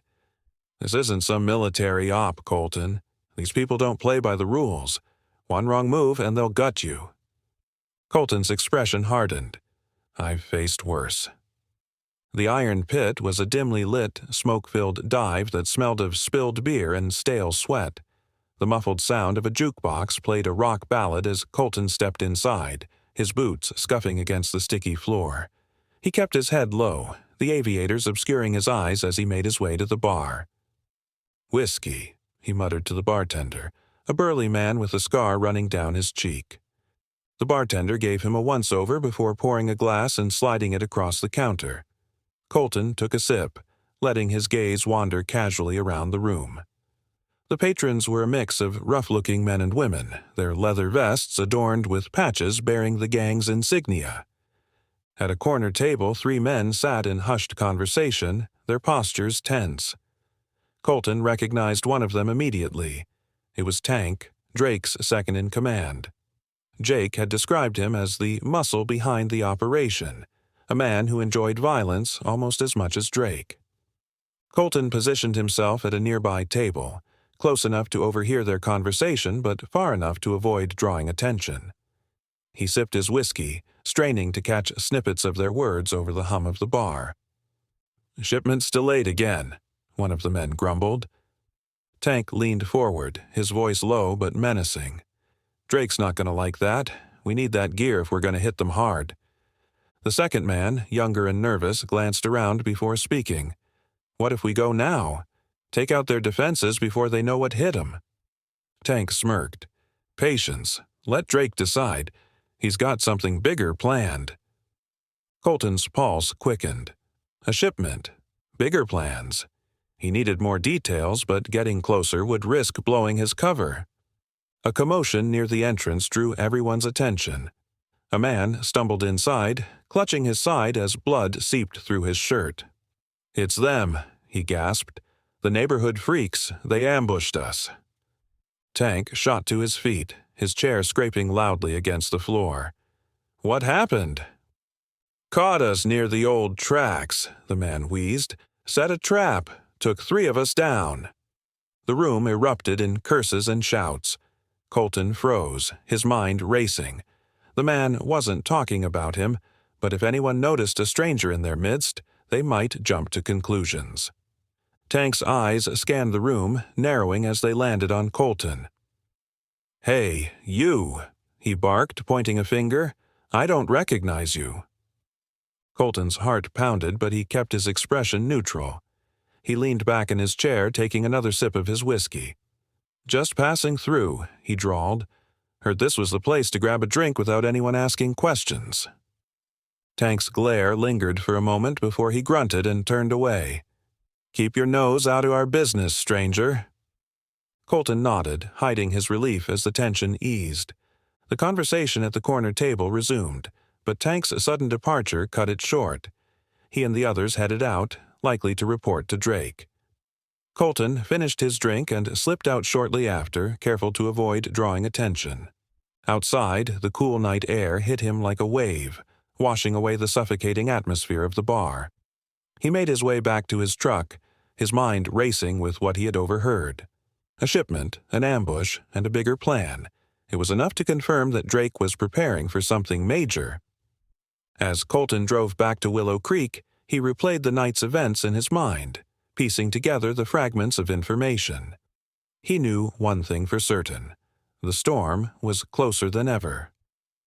When he arrived home, Clara and Leon were waiting for him. Clara's expression was a mix of relief and frustration. "You're late," she said. "Ran into a few complications," Colton replied, tossing his jacket over a chair. "Did you get anything useful?" Leon asked. Colton nodded. "They've got a shipment coming in, gear they're planning to use for a major attack. We need to find out where and when it's arriving." Clara crossed her arms. "And how do you propose we do that?" "We track them," Colton said. "They'll lead us to it." As the night deepened, Colton outlined his plan. It was risky, but the alternative was waiting for Drake to bring the fight to their doorstep.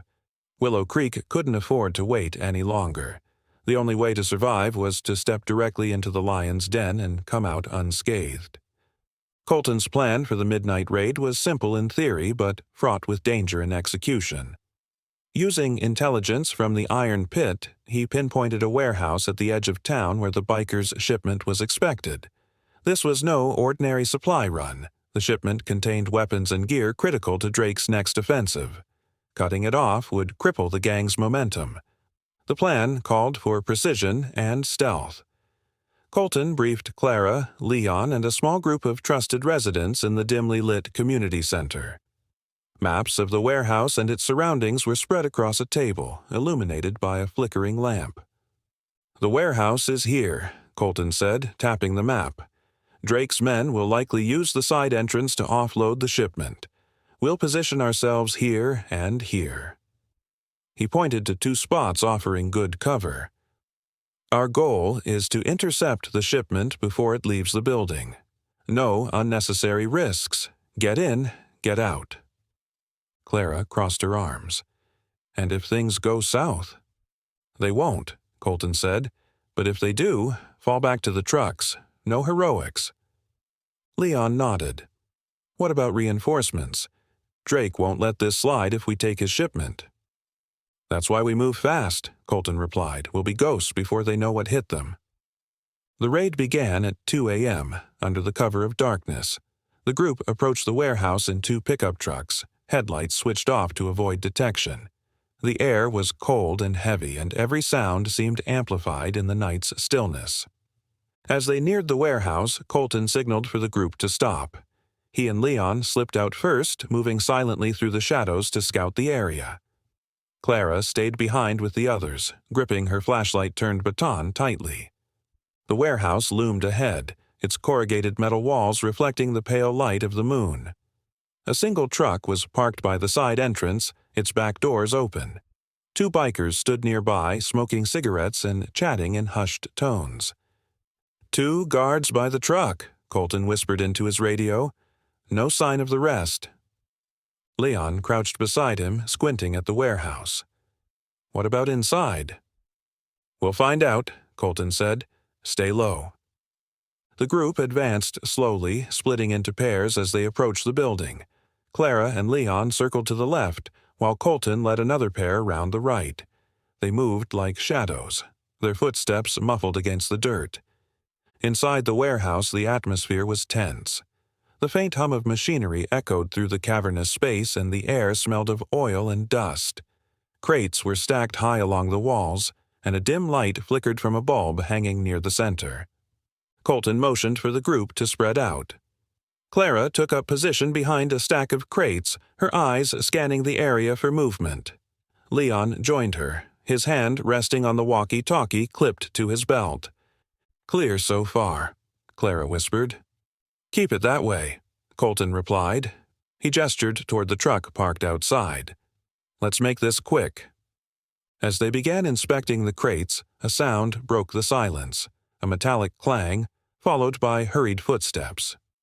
Colton froze, his hand instinctively reaching for the knife strapped to his leg. "Someone's here," he murmured.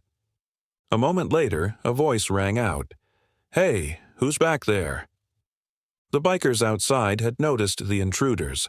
One of them shouted into a radio, and within seconds the warehouse was alive with noise.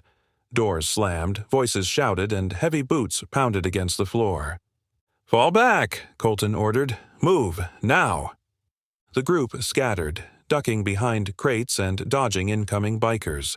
Clara and Leon made a break for the side entrance, but a gang member stepped into their path, brandishing a crowbar.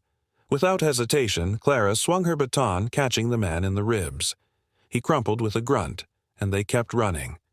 Colton stayed behind, covering their retreat. He tossed a flashbang into the center of the warehouse, its blinding light and deafening noise disorienting the bikers long enough for the group to escape. Outside, chaos erupted. The truck's engine roared to life as one of the bikers attempted to drive off with the shipment. Colton sprinted after it, leaping onto the back and prying open the doors. Inside, he found crates filled with firearms and ammunition. "Not today," he muttered, grabbing a crowbar and using it to dislodge one of the truck's tires. The vehicle screeched to a halt and Colton jumped off, disappearing into the shadows before the bikers could react. The group regrouped near the pickups, breathless but unharmed. Clara's face was flushed, and Leon clutched his side where a graze had torn his jacket. "Everyone okay?" Colton asked, his eyes scanning the group. "Barely," Clara said. "What about the shipment?" "Disabled the truck," Colton replied. "They're not going anywhere tonight." "Let's get out of here before they regroup," Leon said, climbing into the driver's seat of one of the pickups. The trucks roared to life, and the group sped off into the night, leaving the bikers scrambling in their wake. As they drove back to Willow Creek, the adrenaline began to wear off, replaced by a heavy silence. Back at the community center, the group debriefed over cups of strong coffee. Colton leaned against the wall, his arms crossed as he listened to Clara recount the events. "We got lucky," she said. "If they'd been more organized, we might not have made it out." "Luck's got nothing to do with it," Colton said. "We're prepared, and that's what counts." Leon nodded.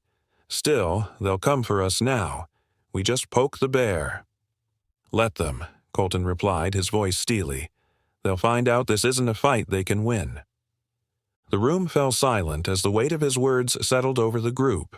They had won the night, but the war was far from over. And as Colton stared out the window into the darkness, he knew the hardest battles were still to come. Drake's retaliation wasn't long in coming. By the morning after the midnight raid, the bikers had sent a clear message. A series of tire fires lit around the outskirts of Willow Creek, their acrid smoke visible from miles away. For Colton, it was proof that Drake was ready to escalate the conflict.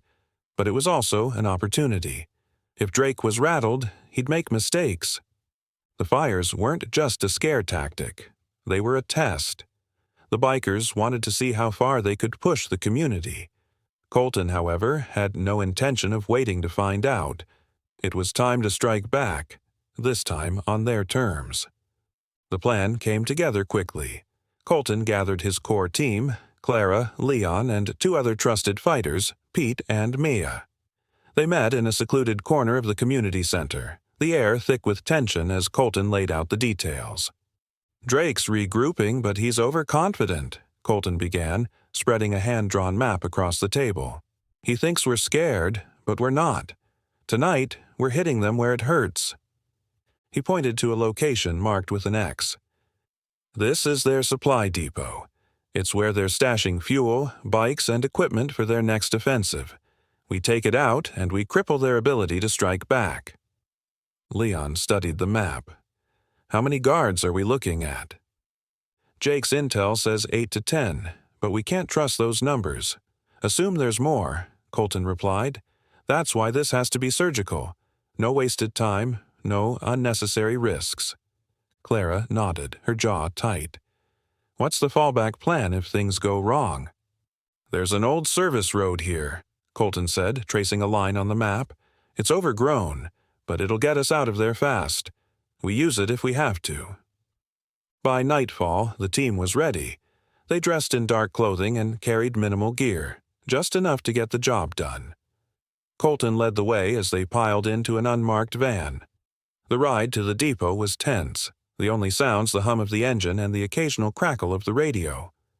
As they neared the target, Colton signaled for the team to stop. They parked in a wooded area about a quarter-mile from the depot, the dense trees providing cover as they approached on foot. The depot was a sprawling lot enclosed by a chain-link fence.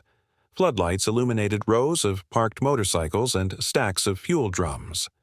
A single guard patrolled the perimeter, his flashlight cutting arcs through the darkness. "Spread out," Colton whispered. "Take positions, and wait for my signal." The team moved into place, each member finding cover behind trees or debris. Clara crouched near the fence, her bolt cutters ready. Leon positioned himself behind a stack of crates, his eyes on the patrolling guard. Colton waited until everyone signaled they were ready before giving the order. "Move in." Clara cut through the fence with practiced precision, creating an opening wide enough for the team to slip through. They moved quickly and quietly, sticking to the shadows as they approached the fuel drums. "Plant the charges," Colton ordered, handing explosives to Pete and Maya. "Clara, Leon, cover them." As Pete and Maya worked, every sound, a clink of metal, a crunch of gravel, seemed amplified. Colton kept his eyes on the guard who was pacing near the depot's entrance. "Almost done," Pete whispered, his hands steady as he set the final charge. Just as they were about to finish, the guard turned, his flashlight sweeping dangerously close. He paused, his brow furrowing as he noticed the faint glint of metal near the fuel drums. "Hey!" he shouted, reaching for his radio. Colton acted instantly. He lunged from the shadows, tackling the guard before he could call for backup. They grappled briefly, Colton's military training giving him the upper hand. With a swift motion, he knocked the guard unconscious and dragged him out of sight. "Move," Colton hissed. "We're out of time." The team scrambled to finish their task. Pete set the timer on the charges and they retreated the way they had come, slipping back through the hole in the fence. Colton was the last to leave, scanning the depot for any signs of movement. Just as they reached the tree line, the first explosion rocked the depot. A fiery plume shot into the sky, followed by a second blast that sent fuel drums flying. The ground shook beneath their feet, and the air was thick with the stench of burning fuel. "Go! Go! Go!" Colton shouted, urging the team toward the van. They sprinted through the woods, breaths ragged as they dodged branches and leapt over fallen logs. Behind them, the depot was engulfed in flames, the roar of the fire drowning out any pursuit. They reached the van in minutes, piling inside as Leon started the engine. The tires spun briefly in the dirt before finding traction, and the van lurched forward, speeding away from the scene. Back at Willow Creek, the team gathered in the safety of Colton's garage. Their faces were flushed, their clothes streaked with soot, but there was a sense of triumph in the air. "We did it," Clara said, a rare smile breaking through her seriousness. "We actually did it." Colton nodded, his expression resolute. "It's a win, but it's only the beginning. Drake's not going to take this lying down." Leon leaned against the workbench, arms crossed. "What's the next move?" "We prepare," Colton said. "Drake will come for us, and when he does, we'll be ready." The team dispersed shortly after, each member retreating to their homes to rest. But Colton remained in the garage, his mind racing with possibilities. The depot was gone, but Drake's war machine was far from broken. As he stared at the map spread across the workbench, Colton knew the stakes had never been higher.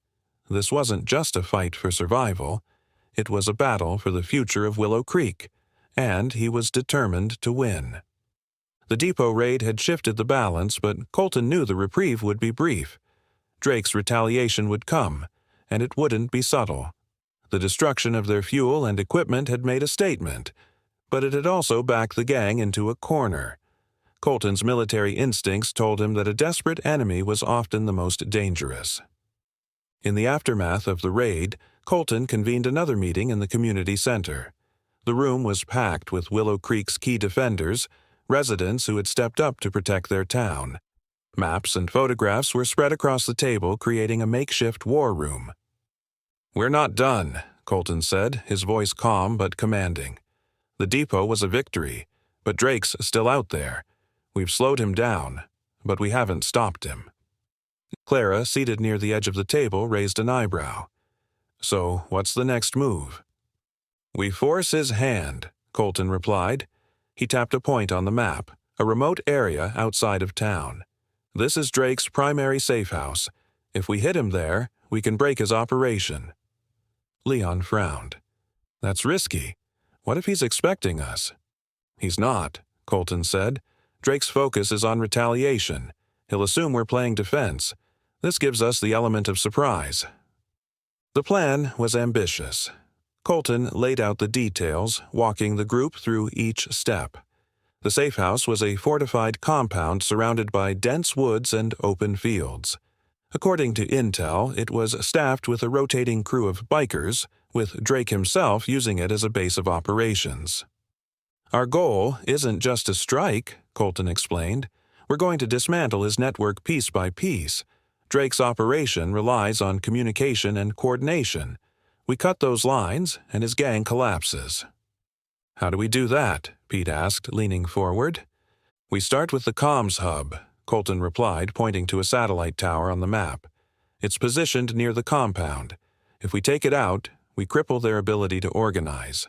Then we move on the safe house." Clara crossed her arms. "What's stopping them from using backup channels?" "They'll try," Colton said, "but without the tower, their response will be chaotic. It's the opening we need." Preparations began immediately. Clara and Leon were tasked with leading the assault on the satellite tower, while Colton would oversee the strike on the safe house. Pete and Maya handled logistics, ensuring the group had everything needed for the mission. The days leading up to the operation were grueling. Colton drilled the teams relentlessly, running them through simulations and contingency plans. The atmosphere in Willow Creek was tense but focused, with everyone pulling together for the greater good. On the eve of the mission, Colton gathered the group for a final briefing. The room was quiet, the weight of what lay ahead heavy in the air. "This is it," Colton said, his gaze sweeping across the room. "We've come this far because we've worked together. Tomorrow, we end this. Drake won't know what hit him." Leon nodded. "Let's make it count." The operation began under the cover of darkness. Teams moved in unmarked vehicles, their headlights off as they approached the targets. Clara and Leon's team veered off toward the satellite tower, while Colton led his group toward the safe house. Clara's team reached their target first. The tower loomed ahead, its blinking lights casting eerie shadows. Guards patrolled the base, their voices muffled by the night air. "Positions," Clara whispered. The team fanned out, each member taking cover behind trees and boulders. Leon set up a jammer, disrupting the guards' radios and cutting off their ability to call for backup. "Ready?" Clara asked. Leon nodded. "Let's do this." The team moved in quickly, using silenced weapons to neutralize the guards. Within minutes, they reached the base of the tower. Clara planted explosives at the structural supports, her hands steady. "Charges set," she said. "Let's move." The team retreated to a safe distance and Clara triggered the detonator. The explosion sent the tower toppling in a cascade of metal and sparks. The guards scattered, their shouts lost in the chaos. Meanwhile, Colton's team reached the safe house. The compound was heavily guarded, with floodlights cutting through the darkness. Colton studied the scene through binoculars, noting patterns in the guards' movements. "Wait for my signal," he whispered. The team waited in silence, breaths visible in the cold night air. When the moment came, Colton gave the order, and the group moved in. The assault was swift and precise. Colton took out the perimeter guards with calculated efficiency. By the time the alarm was raised, it was too late. The group breached the compound, their movements methodical and practiced. Inside, the safe house was a maze of hallways and rooms. Colton led the way, clearing each corner. The bikers were uncoordinated without the tower's support. "Drake's not here," Colton muttered as they reached the main office. "He's always one step ahead." Clara's voice crackled over the radio. "Tower's down. Any sign of him?" "Not yet," Colton replied. He scanned the room, his eyes landing on a stack of documents. "But I've got something. Plans, schedules. Looks like Drake's been busy." The teams regrouped at the extraction point, their spirits high despite the long night. The satellite tower was gone and the safe house dismantled. Colton handed the documents to Clara, his expression grim. "This isn't over," he said. "Drake's planning something big. We need to figure out what." Clara nodded. "One step at a time. Tonight, we won." Colton allowed himself a small smile. "Yeah, tonight we won." As the group made their way back to Willow Creek, Colton couldn't shake the feeling that the worst was yet to come. But for now, they had the upper hand. And in a fight like this, every victory mattered. The silence in Willow Creek was uneasy, stretching taut like a wire ready to snap. The recent victories had given the community hope, but Colton's instinct screamed that danger was closer than ever. Drake wouldn't stay on the defensive for long, and the documents they'd recovered suggested his counterattack was already in motion. Colton sat in the garage with Clara and Leon, poring over the maps and notes taken from the safe house. Most of the documents detailed gang logistics, supply routes, arms deals, and safe zones, but one page stood out. It was a detailed map of Willow Creek, with specific locations circled in red. "They're planning something big," Colton muttered, tapping one of the circled spots, the community center. "If this is accurate, they're going to hit us here." Clara leaned forward, her brow furrowed. "It's a good target. Take out the center, and they cripple us." "We won't let that happen," Leon said, his voice firm. "What's the plan?" Colton's gaze hardened. "We set a trap. If they're coming for us, we'll be ready." Preparations began immediately. Colton mobilized the residents, transforming the community center into a fortress.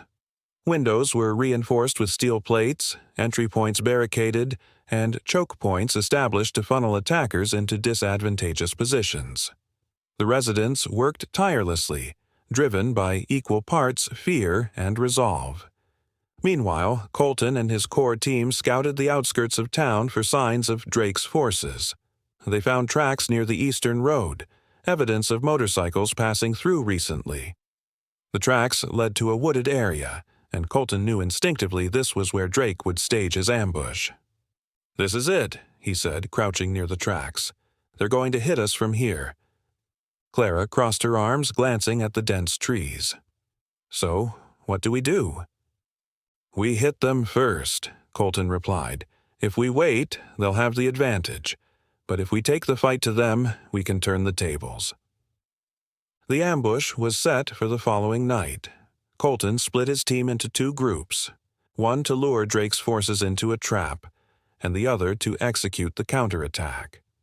Clara and Leon would lead the decoy team, drawing the bikers into a narrow pass where Colton's group would be waiting. As the sun set, the teams took their positions. Clara and Leon's group rode out on dirt bikes, their engines roaring as they approached the woods. The sound was calculated to draw attention, and it wasn't long before they got a response. "They're coming," Clara said into her radio, her voice steady. "At least a dozen riders, maybe more." "Stick to the plan," Colton replied. "Lead them to the pass. We'll handle the rest." The bikers took the bait. From their hidden positions in the trees, Colton's team watched as Drake's forces thundered into the narrow pass, their headlights slicing through the darkness. The sound of engines echoed off the cliffs, masking the quiet rustle of Colton's team moving into position. "Wait for my signal," Colton whispered, his hand on the detonator. The bikers were almost fully inside the pass now, their formation tight and vulnerable. "Now," Colton said. A series of explosions rocked the pass as Colton triggered the charges. The bikers at the front were thrown from their bikes, while those at the rear skidded to a halt, trapped by the falling debris. Chaos erupted as Colton's team opened fire, their shots precise and deliberate.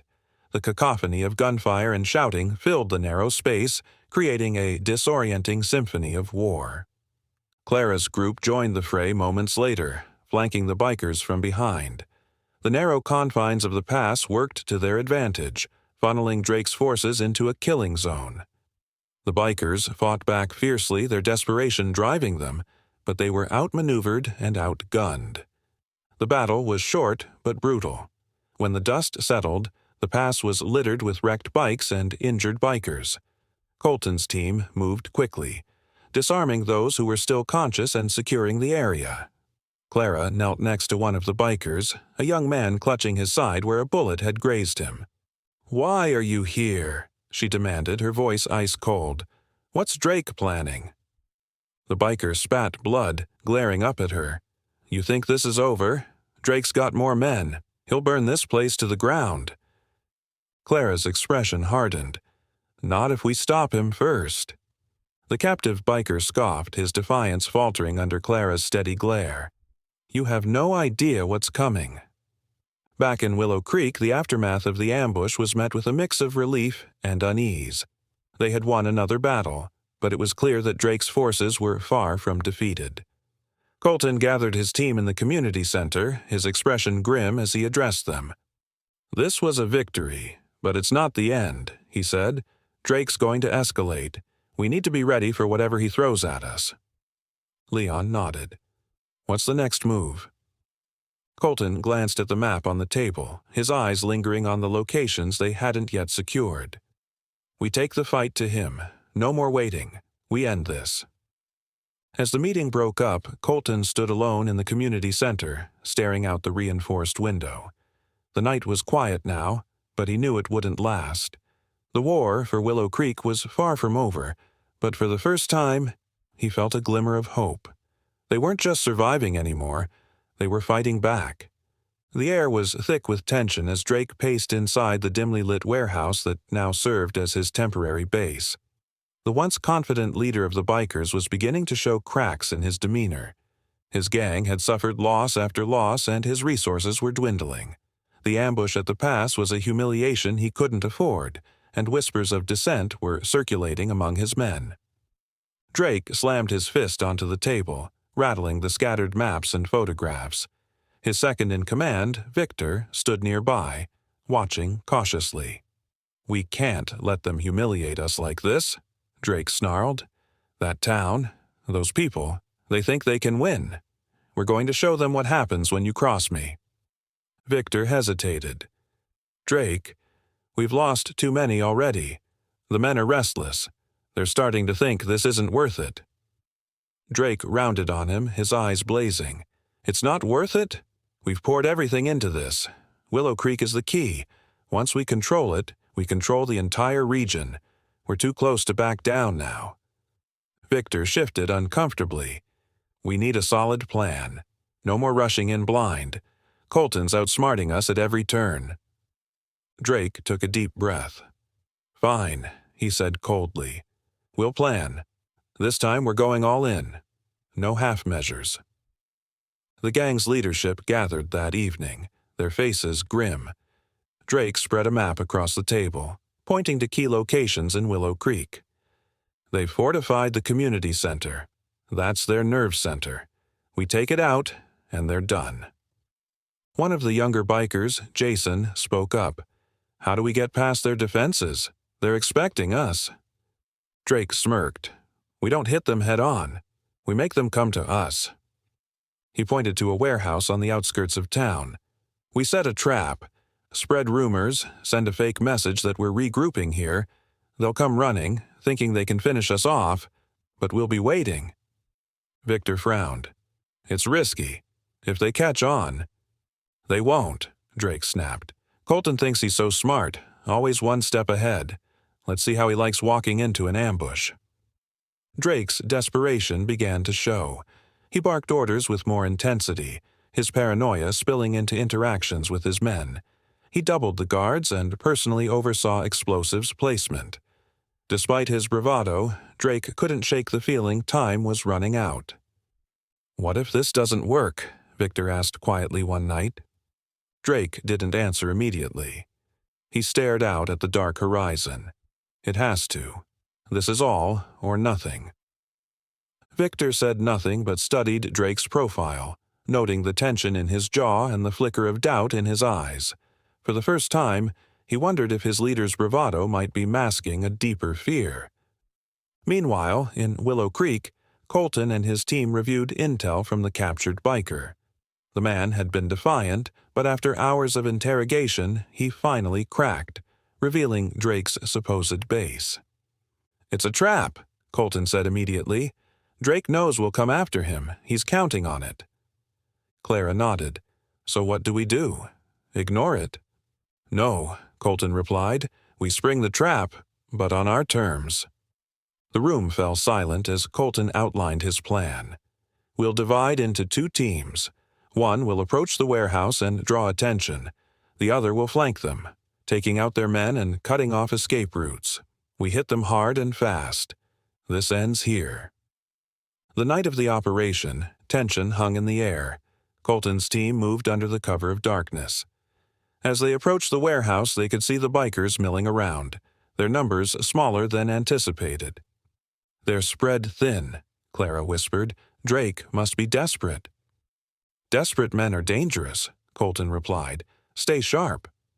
Team A moved into position near the warehouse while Team B circled using dense trees for cover. Colton signaled for them to hold positions, waiting for the right moment to strike.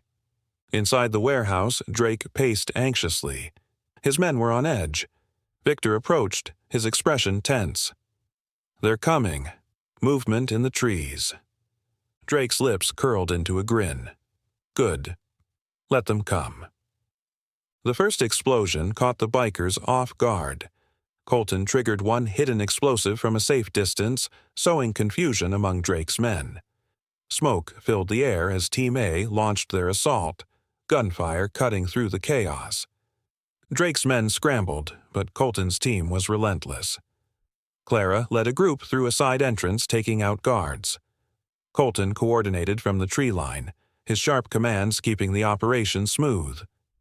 Drake watched the chaos unfold, his confidence slipping. "Fall back!" he shouted, but it was too late. Team B had already cut off their escape. Victor grabbed Drake's arm. "We have to go. Now." Drake shook him off. "Not yet. I'm not leaving until Colton's dead." The battle raged, but Drake's forces were losing. One by one, his men were taken down or surrendered. In the chaos, Drake managed to slip away, disappearing into the night with Victor at his side. When the dust settled, the warehouse lay in ruins. Colton surveyed the scene, his expression grim. "Drake's not here," he said. "But this was a victory. He's running out of options." Clara nodded. "We'll find him. He can't hide forever."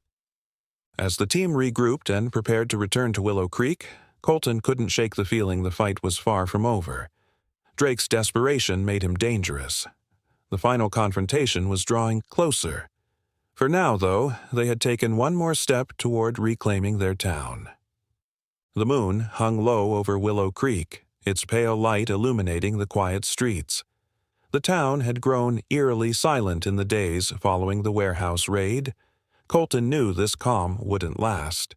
Drake was desperate, and desperate men were unpredictable. Despite their victory, the community remained on high alert. In the community center, Colton stood at a makeshift command station, maps and radio equipment spread out before him. Clara and Leon flanked him, their faces grim as they reviewed the latest reports. "No sign of Drake," Clara said, her voice laced with frustration. "It's like he's vanished." "He hasn't," Colton replied. "Drake's regrouping, planning his next move." Leon frowned. "What do we do in the meantime? Just wait for him to strike?" Colton shook his head. "We stay ready. He's lost too many men to mount a large-scale attack, but that doesn't mean he won't try something bold." Unbeknownst to Colton, Drake was already moving. The defeated gang leader had retreated to a hidden safe house deep in the woods. The location was well guarded, its perimeter secured by tripwires and sentries. Inside, Drake and Victor huddled around a small table, studying a map of Willow Creek. "This is it," Drake said, his finger tracing the streets. "We hit them where it hurts. No more games, no more traps. Straight for the community center." Victor hesitated. "The last attack didn't go in our favor. Colton's people are ready for us." Drake's eyes burned with determination. "This time, we're not giving them the chance to fight back. We hit them fast, in the dead of night, everything we've got." Victor sighed but nodded. Drake's desperation had reached a boiling point, and there was no stopping him. As the bikers prepared for their assault, Colton and his team worked tirelessly to fortify the town. Barricades were reinforced, escape routes planned, and every able-bodied resident trained to defend themselves. Even the children were given tasks, from carrying supplies to alerting the adults of any suspicious activity. One afternoon, Clara approached Colton as he inspected a barricade. "Do you think they'll come straight here?" Colton nodded. Drake doesn't have many options left. He's lost men and resources. This center is the last piece of the puzzle. If he can't take it, he's done. Clara's expression hardened. "Then we make sure he doesn't." That night, tension gripped the town. Colton stood at the center of the room, addressing the gathered residents. "This isn't just about defending the town anymore. This is about sending a message. Drake thought he could take what he wanted, but he underestimated us. Tonight, we show them what this community is made of." The room erupted in quiet applause. Despite their fear, determination gleamed in their eyes. They weren't just fighting for survival, they were fighting for their home. Drake's assault began just after midnight. The roar of motorcycles shattered the silence, followed by the sharp crack of gunfire. From his position on the second floor of the community center, Colton watched as the bikers swarmed into the town. "Positions!" he barked into his radio. "Hold the line!" The defenders sprang into action, taking up their posts along the barricades. Clara led a team on the east side while Leon commanded the west. Both groups were armed with rifles, Molotov cocktails, and unshakable resolve. The first wave of bikers hit the barricades hard, their engines roaring as they attempted to break through. But the defenders held firm, well-coordinated counterattacks repelling the intruders. From his vantage point, Colton could see chaos unfolding below. Fires lit up the night as Molotovs exploded, and gunfire echoed through the streets. Despite preparations, the defenders were outnumbered, and the bikers were relentless. Inside the community center, Maya and volunteers worked frantically to tend to the wounded. The infirmary had been converted into a triage center, its cots filled with injured defenders.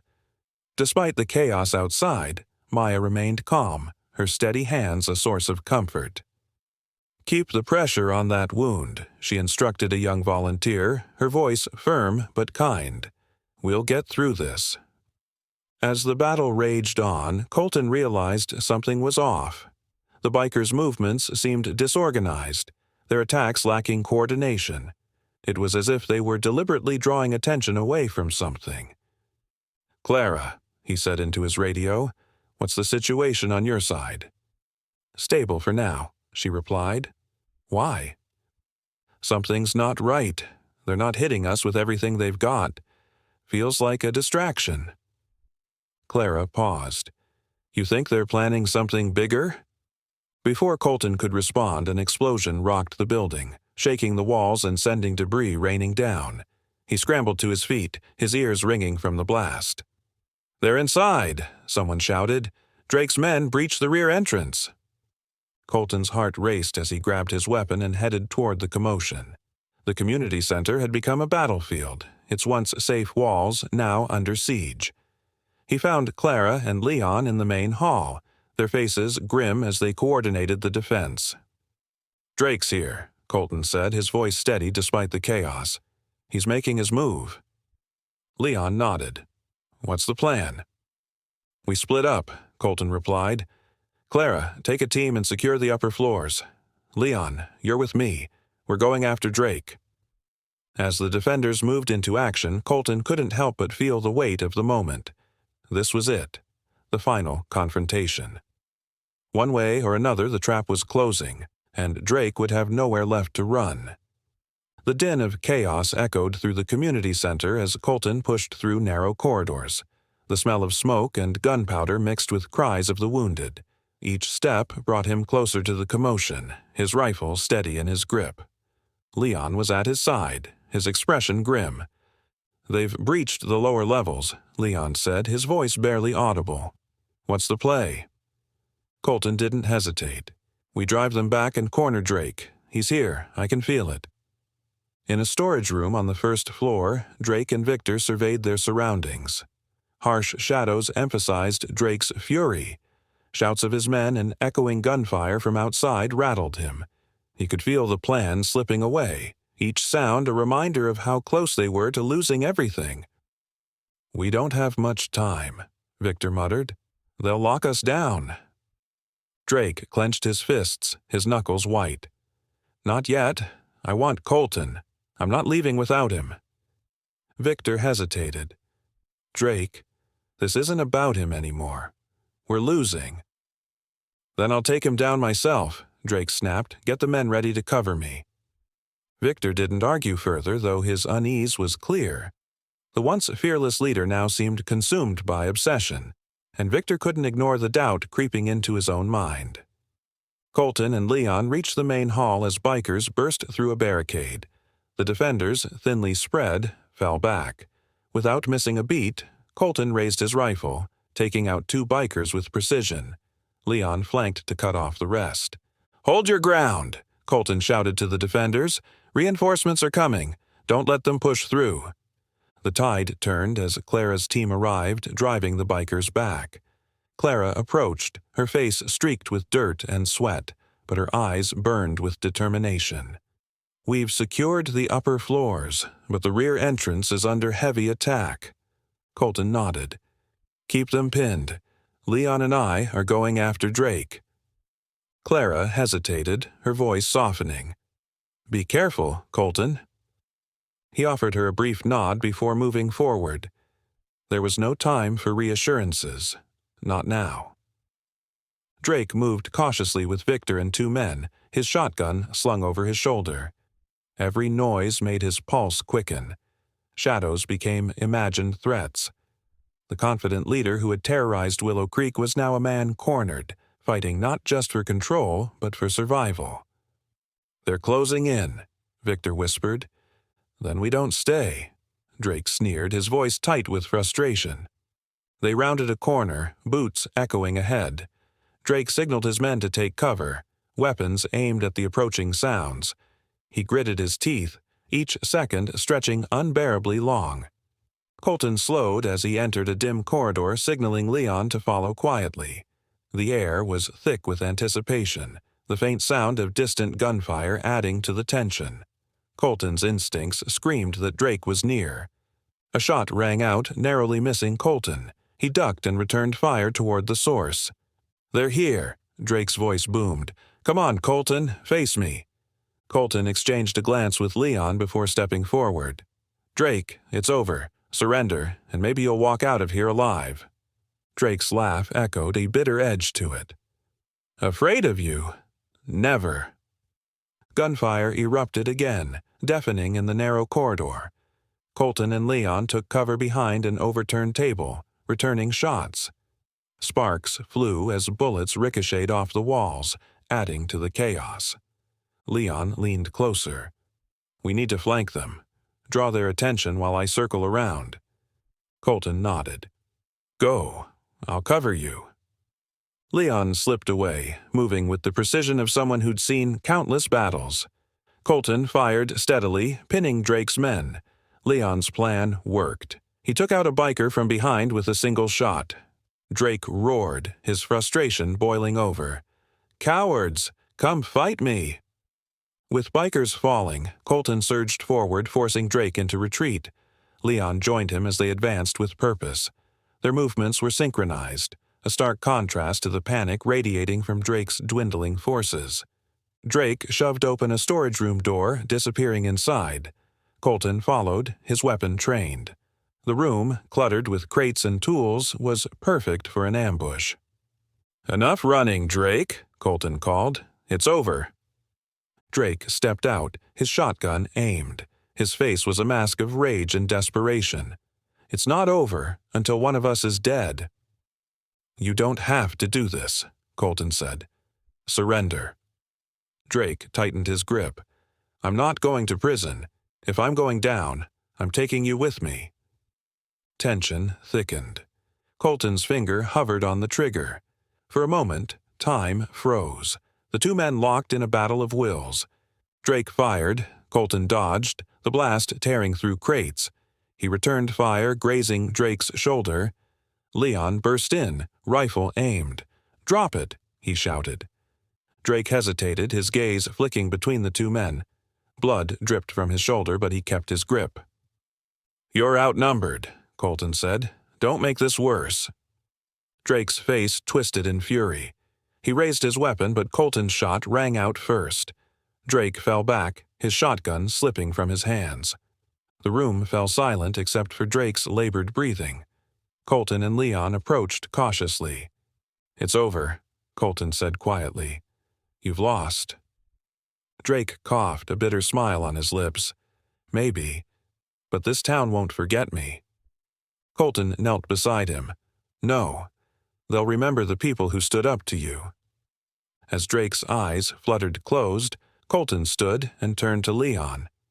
"Secure the area. Let's finish this." Colton's words carried weight beyond the moment. For the people of Willow Creek, this wasn't just about defeating Drake. It was a declaration that their community would never be intimidated again. Even as the chaos began to subside, Colton knew the battle for peace was far from over. The morning light filtered through the shattered windows of the community center, casting an eerie glow over the remnants of the night's battle. The air was thick with the lingering smell of smoke and gunpowder, a grim reminder of the chaos that had consumed Willow Creek. Colton stood near the main entrance, his rifle slung over his shoulder, scanning the aftermath. His body ached from the night's confrontation, but his mind was sharper than ever. Leon approached, his face etched with exhaustion. Drake's secured in one of the back rooms. The remaining bikers either fled or surrendered. What's next? Colton nodded, his jaw tightening. "We call the authorities. This ends today."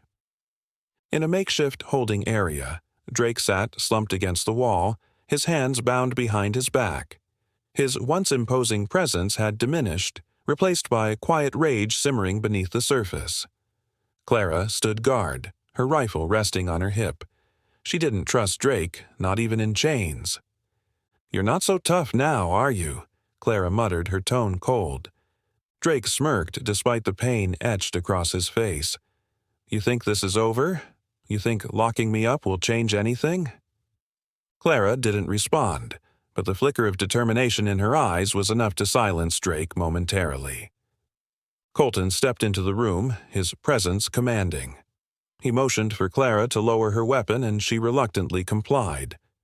Colton crouched down to meet Drake's gaze. "You've lost," Colton said evenly. "Your gang is scattered, your resources are gone, and the people of this town stood up to you. It's over." Drake chuckled darkly. "You think putting me in a cell will stop what's coming? There's always someone bigger, stronger, waiting to take my place." Colton's expression hardened. "Maybe, but they'll know what happens when you mess with Willow Creek." Outside, the townsfolk gathered near the community center. Despite the weariness in their faces, there was a palpable sense of unity and relief. For the first time in weeks, they felt a glimmer of hope. Maya emerged from the makeshift infirmary, wiping her hands on her apron. She approached Colton, who was organizing the cleanup efforts. "Any casualties?" he asked, his voice low. "None fatal," Maya replied.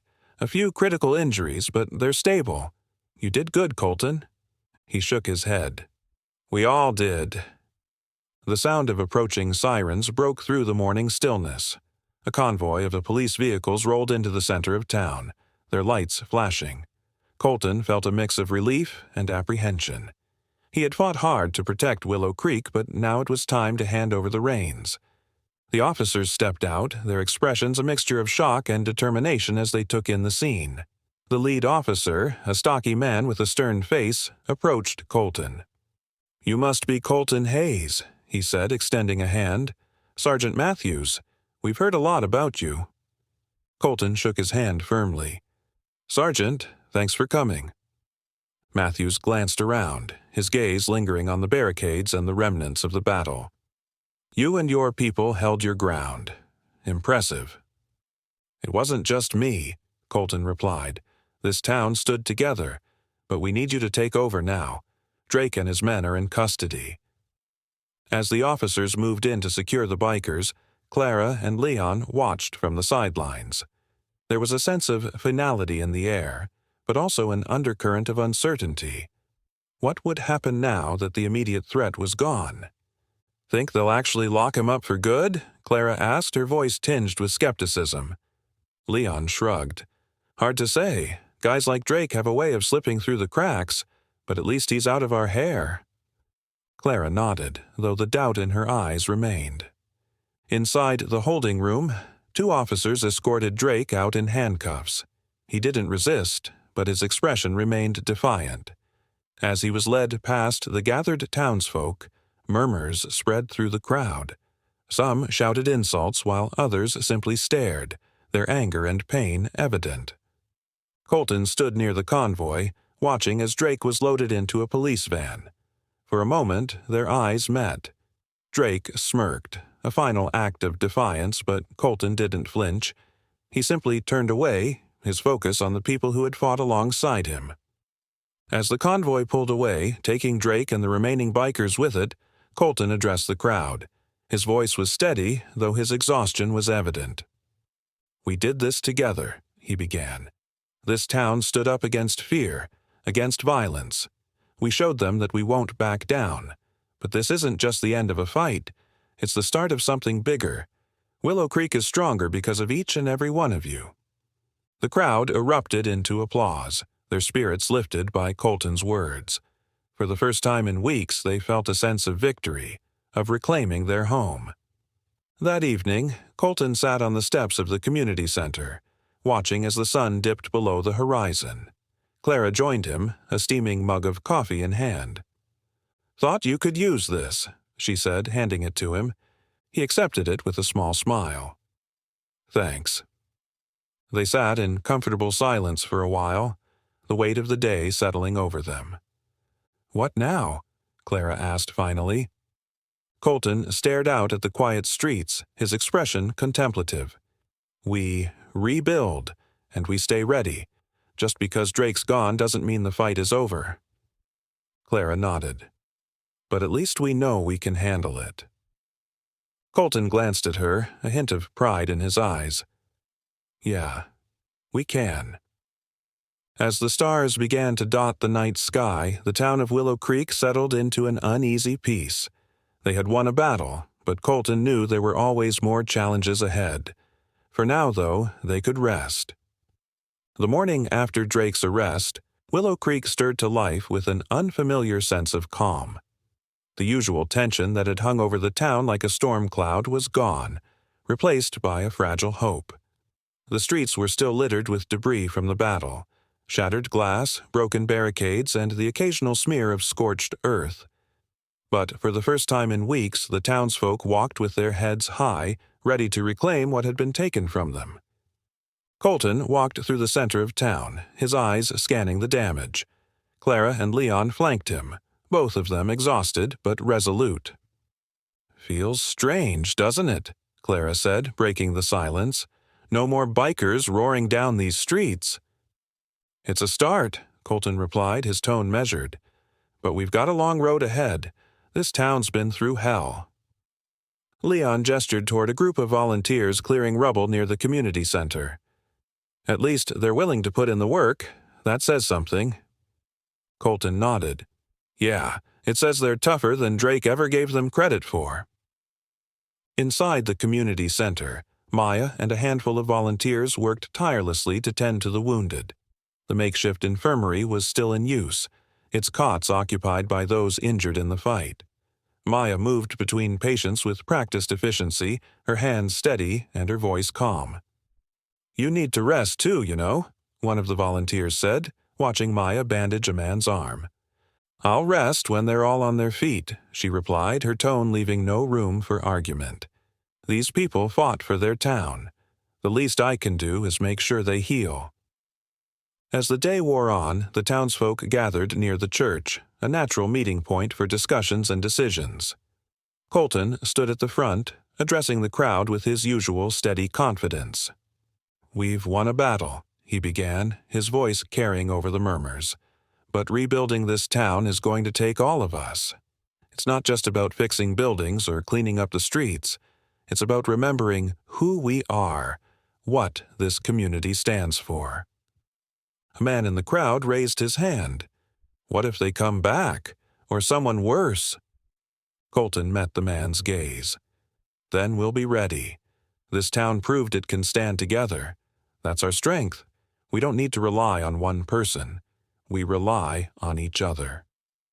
The crowd murmured in agreement, the shared sense of purpose reigniting their determination. Clara spent the afternoon leading a group of volunteers to repair the barricades. Though the immediate threat was gone, Colton insisted on keeping the defenses in place for now. The bikers might have been driven out, but it didn't mean the world outside had changed. "Pass me that hammer," Clara said, wiping sweat from her brow as she crouched beside a half-collapsed barrier. A teenage boy handed her the tool, his expression a mix of fear and admiration. "Thanks," she said with a small smile. "You did good out there, you know." The boy hesitated. "I was scared." "So was I," Clara admitted. "But being scared doesn't mean you didn't do your part. That's what matters." The boy nodded, a flicker of pride crossing his face. Later that evening, Colton found himself in the community center's main hall, staring at the map of Willow Creek pinned to the wall. The lines and markers once used to plan defense strategies now seemed like remnants of a war long past. Clara entered quietly, holding 2 cups of coffee. "Figured you could use this," she said, handing him one. Colton accepted it with a nod. "Thanks. How's the cleanup going?" "Slow but steady," Clara replied. "People are stepping up. It's nice to see." Colton took a sip of his coffee, his gaze still fixed on the map. "We're going to need more supplies. Food, medical equipment, tools, the basics." Clara leaned against the table. "You think the police will help?" "They might," Colton said, "but we can't count on them for everything. This town's got to learn to stand on its own again." As the stars emerged that night, a small group of townsfolk gathered near the park to light lanterns in honor of those who had been hurt or nearly lost in the fight. The soft glow of the lanterns floated into the sky, a symbol of hope and resilience. Colton stood at the edge of the gathering watching the lights ascend. Clara joined him, her expression thoughtful. "You think this is what peace feels like?" she asked. "Maybe," Colton said. "Or maybe it's just the start of figuring out what peace looks like." Clara nodded, her gaze on the lanterns. "Feels good, though, to see people smiling again." "Yeah," Colton said quietly. "It does." In the days that followed, the rhythm of life in Willow Creek slowly began to return. Shops reopened, children played in the streets, and neighbors came together to repair what had been broken. The scars of the past weeks wouldn't fade overnight, but they were a reminder of what the town had endured and overcome. Colton walked through the streets, exchanging nods and brief conversations with the people he passed. His presence, once that of an outsider, now felt like an integral part of the town's fabric. As he turned a corner, he spotted Leon talking with a group of younger residents, showing them how to reinforce one of the barricades. Clara was nearby, organizing supplies with Maya. For the first time in weeks, Colton allowed himself a small smile. Willow Creek wasn't just picking up the pieces, it was rebuilding something stronger. The sun rose over Willow Creek, casting warm hues of gold and amber across the rooftops. It was the first truly peaceful morning in weeks. The air carried a faint chill, but the atmosphere was one of hope and renewal. The events of the past month had left their mark on the town, but the people were determined to move forward, united by the hardships they had overcome. Colton stood on the porch of the community center, sipping a cup of black coffee. He had barely slept, but his exhaustion was tempered by a sense of quiet accomplishment. As he watched the town slowly come alive, Clara approached, her boots crunching against the gravel. "Early start?" she asked, handing him a folded newspaper. "Didn't feel like sleeping," Colton replied, accepting the paper. "Too much to think about." Clara leaned against the railing, her gaze following his. "It's quiet. Almost too quiet." Colton chuckled. "You getting used to the chaos?" "Maybe," Clara admitted, "but I could get used to this too." The community center buzzed with activity as townsfolk gathered for their first meeting since Drake's arrest.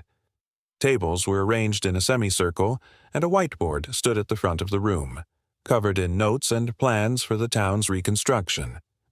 Leon stood at one corner, jotting down suggestions as people shared ideas. Colton stepped to the front, raising his hand for silence. The room quieted almost instantly, all eyes on him. "First off, I want to thank all of you," Colton began.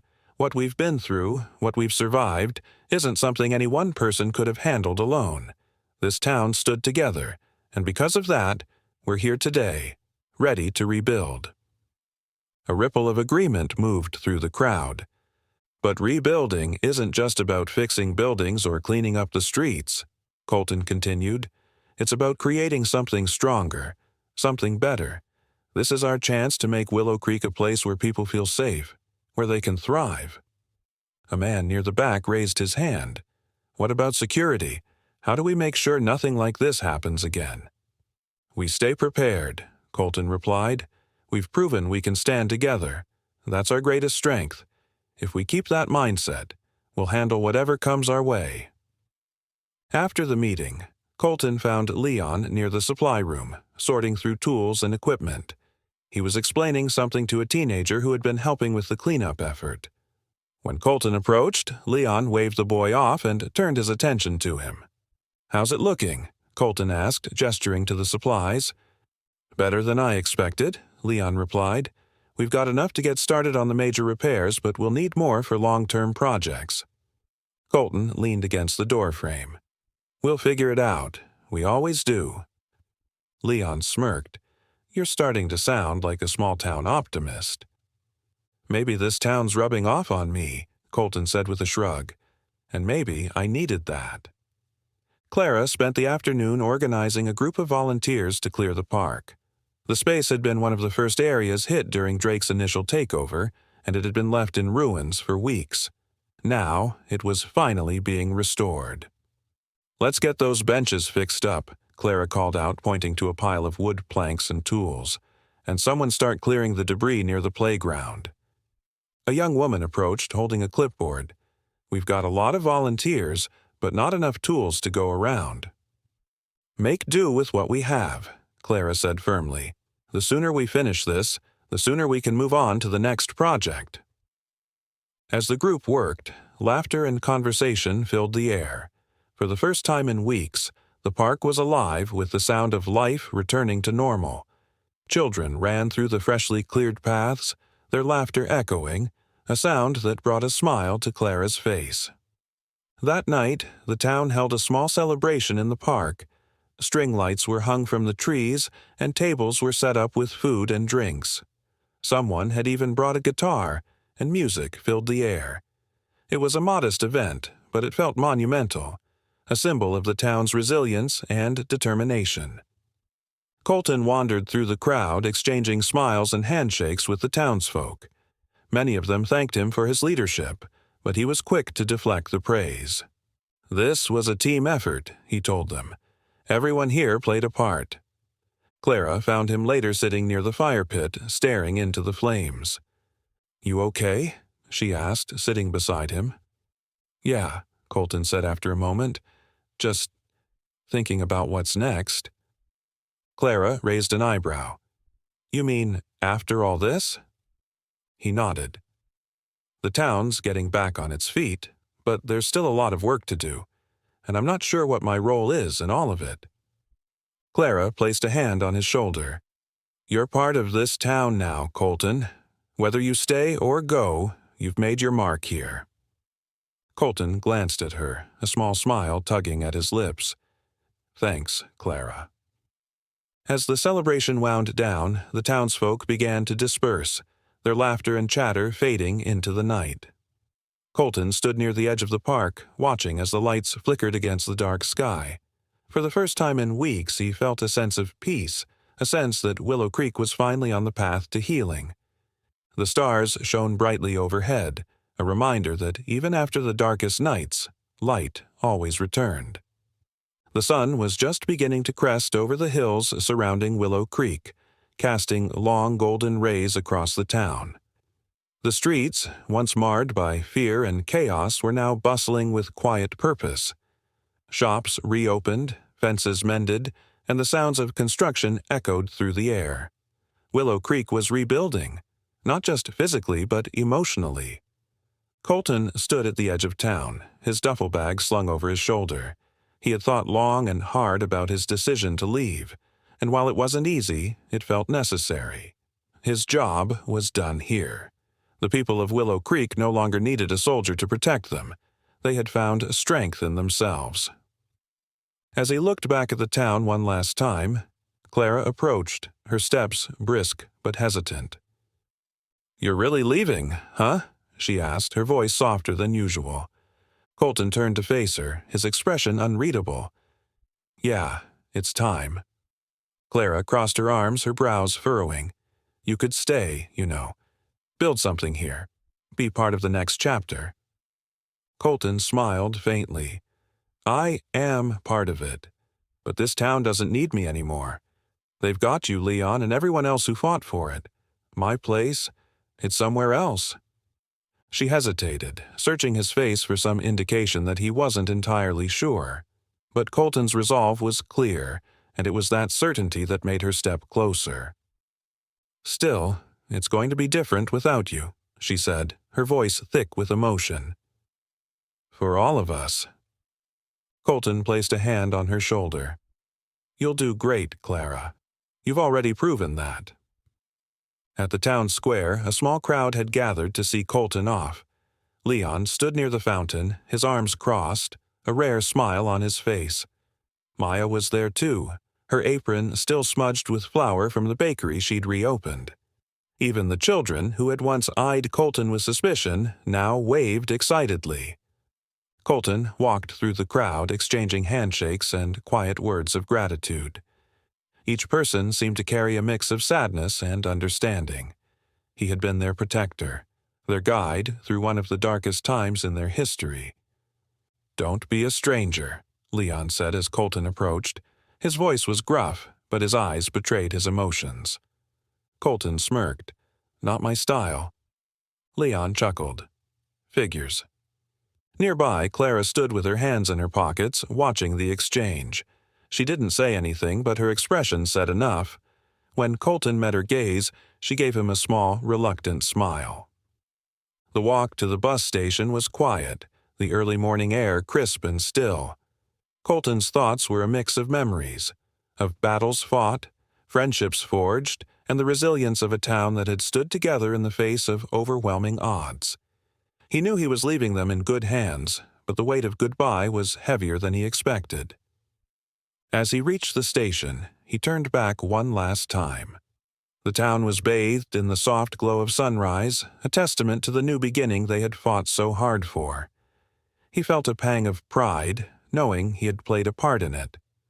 A voice broke through his thoughts. "Colton!"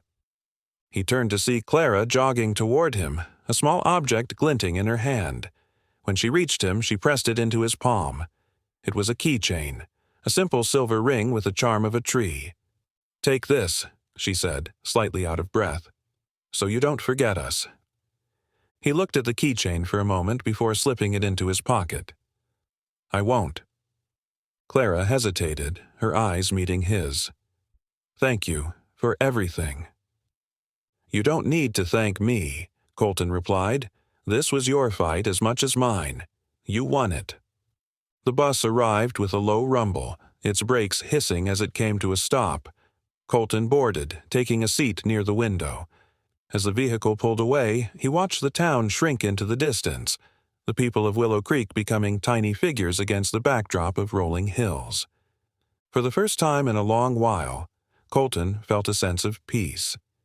He didn't know where the road would take him next, but he carried with him the lessons of Willow Creek, the power of community, the strength found in unity, and the importance of standing up for what's right.